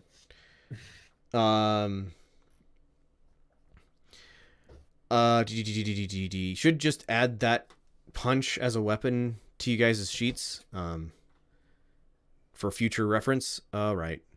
So that was Bob. It's their turn. All right. So the guy you guys are fighting, is like, you don't want to do this. You're gonna get shot. And he is going to try to work his way free of you. Give him a d20 plus strength. He manages to like lock himself more firmly in your grasps. Like at this point, you guys have him arms and legs. You could probably pick him up and carry him. He is holding on to that cell phone like like you're vampires and it's a cross. All right. The other guy, so he stumbled out. He is like reaching through into his pocket. Give me 2d6 plus, and he fumbles his cell phone out onto the ground in front of him. And he's like stumbling away from you, Marina, and you, Arnstein. All right, that's their turn. Arnstein. Does it look like there's anything very important in the door before that I can see before the door closes? It's not particularly. They've got like a computer in there that's probably for their deliveries. It's a steering wheel. I mean, you could drive away with the thing, assuming you could control it. Ornstein doesn't want that, so he's just gonna bear tackle the poor loader. Okay. Give me your punch, please. You gonna try to control him, or you gonna try to punch him, or are you just gonna shoot him?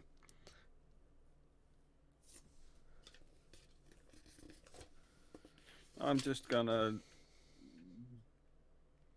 ram into him hard enough to throw him off balance. Maybe he takes some damage, a big knock to the head when he hits the ground or something. Oh, hold on.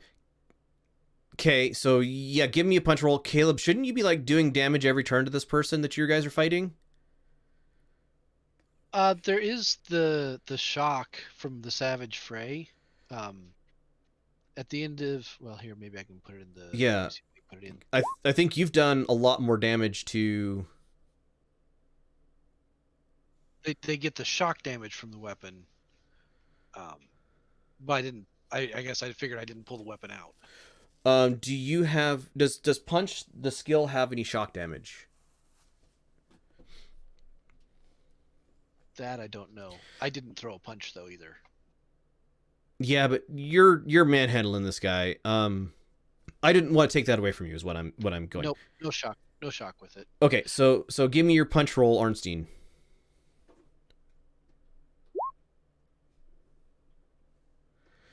$15's good enough. Roll me your damage. D2 plus whatever. Strength or dex. Hey, so no strength or dex? Nope, both are 0. So you bonk him in the back of the head. He's a little fuzzy, but he's not out. And the door goes click behind you. Marina, you're up. Okay, since the door is closed, I'll just try and grab the guy and restrain him, make sure he doesn't get to his phone, and make sure he doesn't pull his gun. Okay. Give me that D20 plus exert plus strength. 8. Nope. You are scrabbling with him, unable to control him. Caleb, you guys have this guy armbarred up against this vehicle. Okay.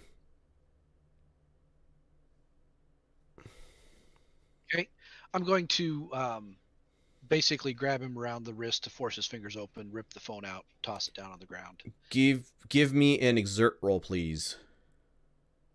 Exert plus strength. Yep.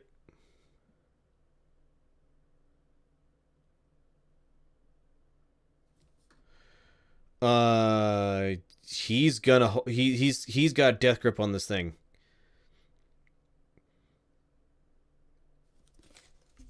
I have a couple really easy ways to get out of his hands, but I'm not going to suggest them. But yeah, you're unable to like force his hand open enough to get it out of his hand.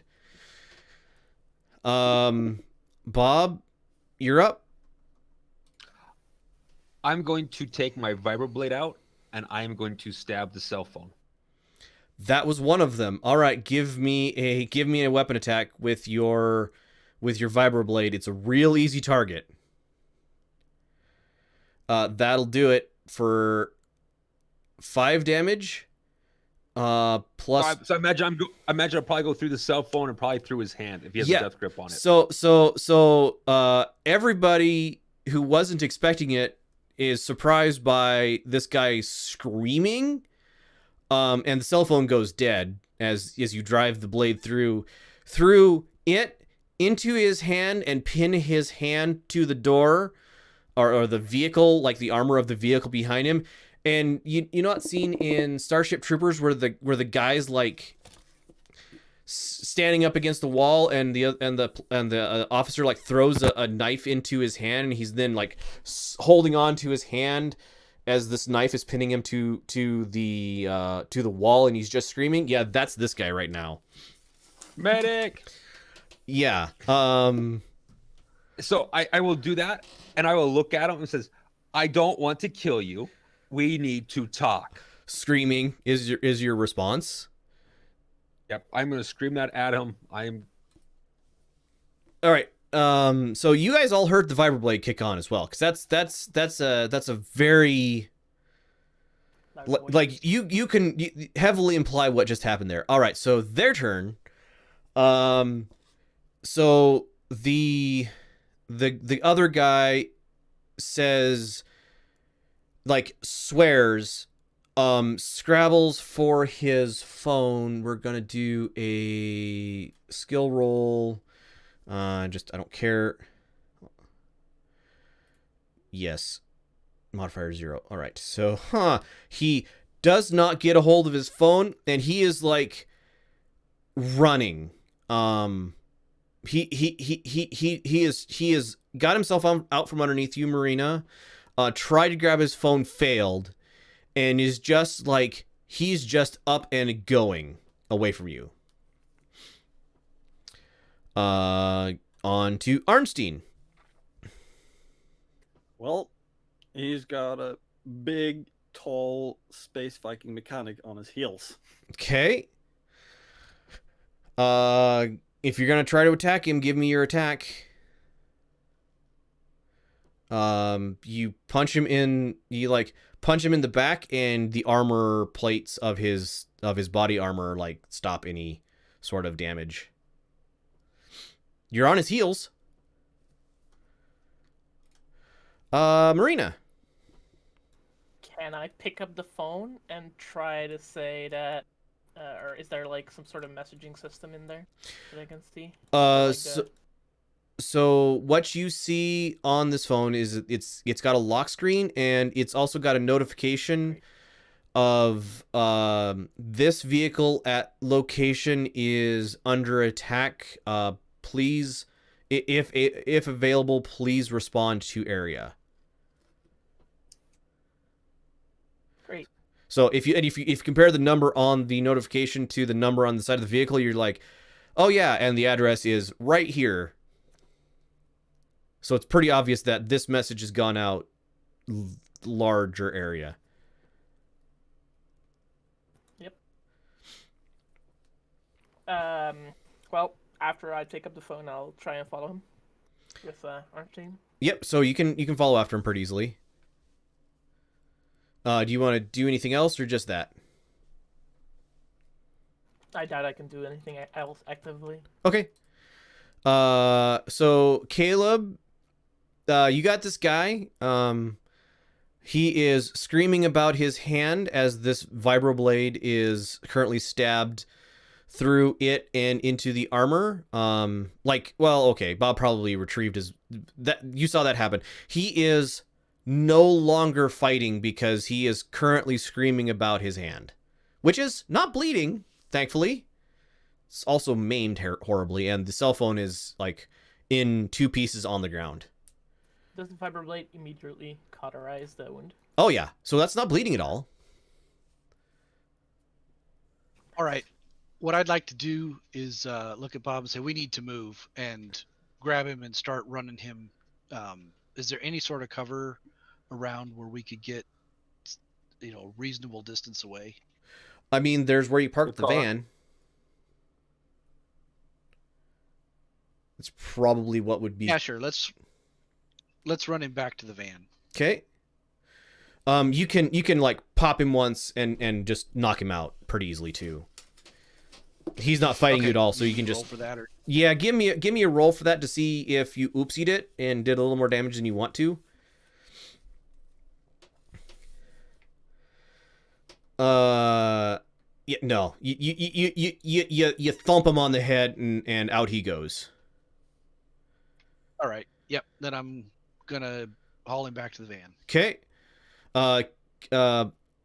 Arnstein and Mirena, you guys hear the screaming stop with a thump. Oh, I guess that's taken care of. Bob, you see the other guy, like the passenger, the loader guy, like scrambling away with Caleb and Mirena hot on his heels.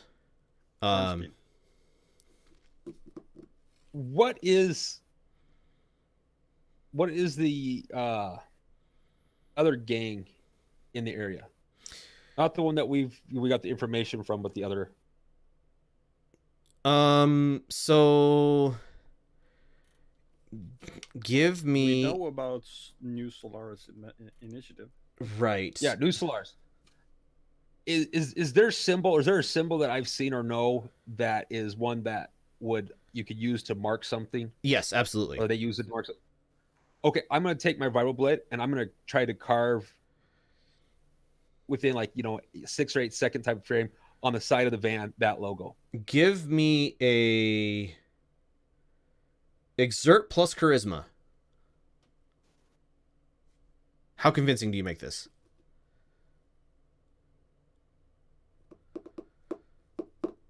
Come on, please. Yeah. Okay. It's ugly, but you make something that looks like a thing. It's approximate. And then I'm gonna try to help Caleb in with our one hostage. Okay, Or sorry, not a hostage. Our the wounded guy that we're gonna go to get help for. Right. Yep. You can absolutely do that. This place is like open industrial area, like low concentration. Not the right word. Low density industrial type area. All right. He's gonna. All right.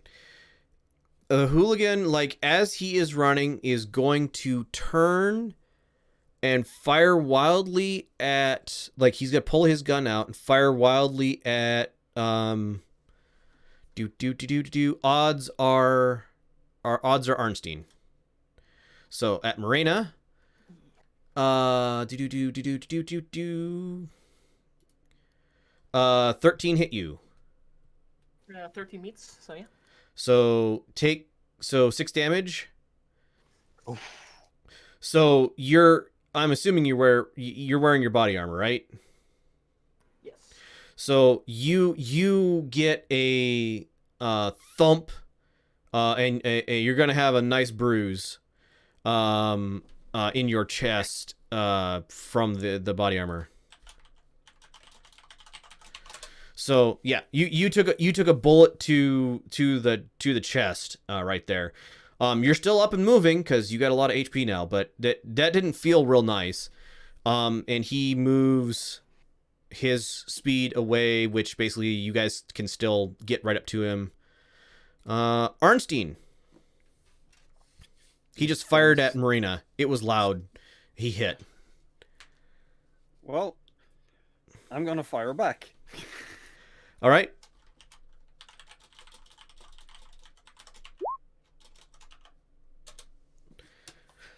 Oh, that'll hit easily. 3 damage. You guys have done. All right, so you shoot this guy and he goes down. Like he caught probably the gap between his, or like just underneath the torso section of his body armor.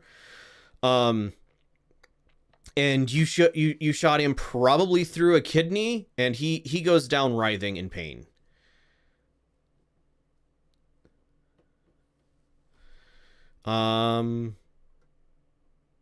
Marina, you're up. Can I move up? Wait, these guys were the guys I was sabotaging, right? Yeah, these two are the people who were delivering the explosives that damaged.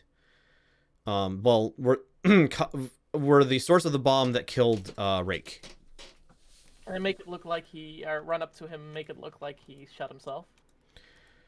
Where the wound is, no. You could. You could make it look like he just got murdered by his own gun or something, but yeah, like he dropped his gun like a little bit before. Yeah, well, when Arnstein shot him, he would have dropped his gun. Right. Okay, so that's in the right position. Just position him like he just fell over and because of his own shot. He's not dead then. He's writhing on the ground in pain. He is not dead. Oh no. Well, time to put him out of his misery then. Try to. Or I don't like him. save him. He's been shooting at me. He did shoot you. I know he's trying to sabotage us. I get it. I hadn't had my gun out yet. So you have 2 choices here. You think you can prevent this guy from dying if you get him some pretty immediate aid, or you could just straight murder him. No, like you have medical. You know exactly where to put knife or bullet to just straight murder him. But I mean, he's been hit to somewhere which is hard to heal, right? That's kind of what I got from. He's got a gut shot. You're thinking it probably went through his kidney and into his small intestine. Oh, kidney. A kidney would be fine, and small intestine gets you plenty of time. Okay, fine. I'll just patch him up. I use my stim patch, I guess. Do That you helps. want to? Kid? You can do a medical about it. Here too long. Yeah, you don't want to stay here too long. Do a medical about it if you want to try to get this guy so you can get him. Like if you want to try to capture him as well. Heal percent. Yes. Good enough that he's not likely to bleed out right here. Okay. Try and get him up and get him to our vehicle. All right, so between you and Arnstein, you can like drag him. He's still real, like he's still writhing and like you stop the bleeding, but he's still shot. But yeah, you can get him to the van.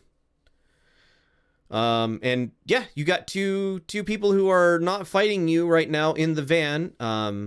One of them has a stab wound.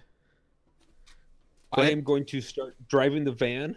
Okay. And I'm going to be like, Caleb, call our cop friend and see if there's a place that we can hide away for a little while to get some answers.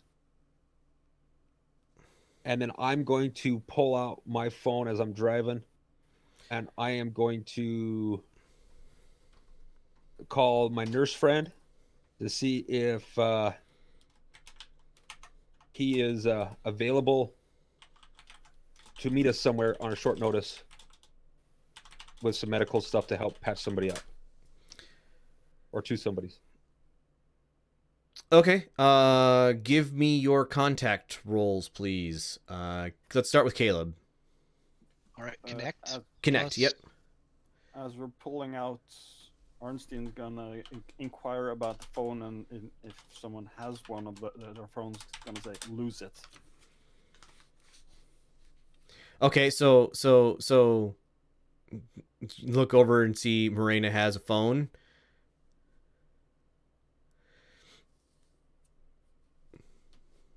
You're gonna point at the phone, point at the window, and say lose it. Fine, I'll throw it out. So the intelligence check was for you to realize that this thing is probably tracked. So yeah, no. Right. Yep. Out goes the phone. It does a nice little tinkle as it shatters on the ground outside the vehicle. Caleb, what was the guy's name? Luke Michaelis. Yeah. Yeah, and it's Marco and I have Michaelis. Marco Michaelis. All right. Hey, it's like, this is Marco. How can I help you? Hey, Marco. Been seeing you a lot lately. Yeah, it's been fun. You doing good?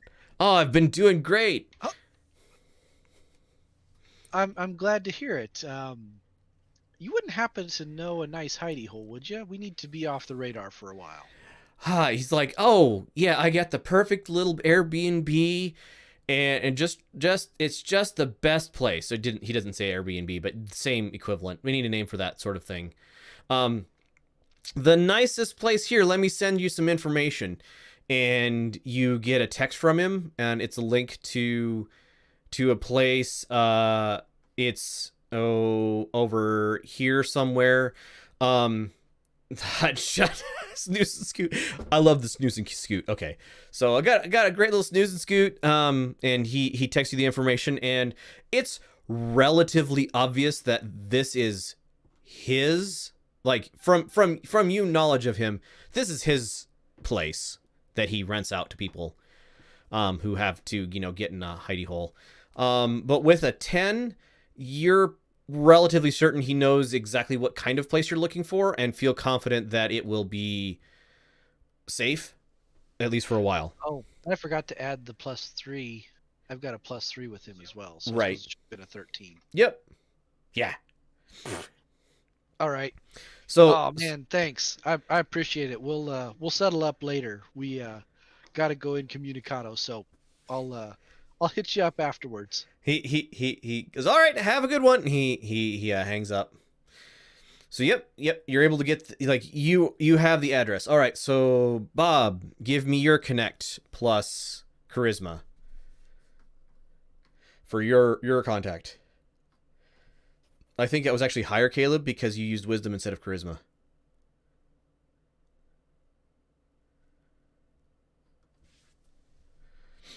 Yep. So Luke says, "Oh, hey Bob, what's up?" Oh, not much. You up for making a couple dollars? For you, man. Whatever. Yay. How can I help you? I'll just text you an address here in a second if you want to, just grab your regular to-go bag and, we up for a fun adventure like normal, like last time. He get a chuckle. Is like, all right, I'll as soon as you text me the address, I'll be headed in that direction. I just got off work an hour ago. Perfect. Appreciate it, man. Have a good one. Be safe. I toss the phone to Caleb and have him text him the address. Right. Who's driving? I am. I could be. Yeah, Okay. I'm tending to the guy. So. So Marina, you're tending to the guy who was shot. Like you stopped the bleeding, but you're trying to get him to like not make it worse by his pain. The other guy is stone out. And yeah, you guys head off to safe house supplied by Marco, and you pull in, and like the garage opens as you guys pull in, and as the garage closes, Arnstein, you notice that this place is set up like a Faraday cage in here. And like just silence as Morena, you hit the guy who was shot with a sedative, and he just goes out at that point. And we're gonna go ahead and call it there for the day. So thank you everybody for watching. It has been great having you here. We'll be back again in 2 weeks for BattleTech. We'll be back for D&D next weekend. I hope to see you all there. Thanks everybody for watching. Bye.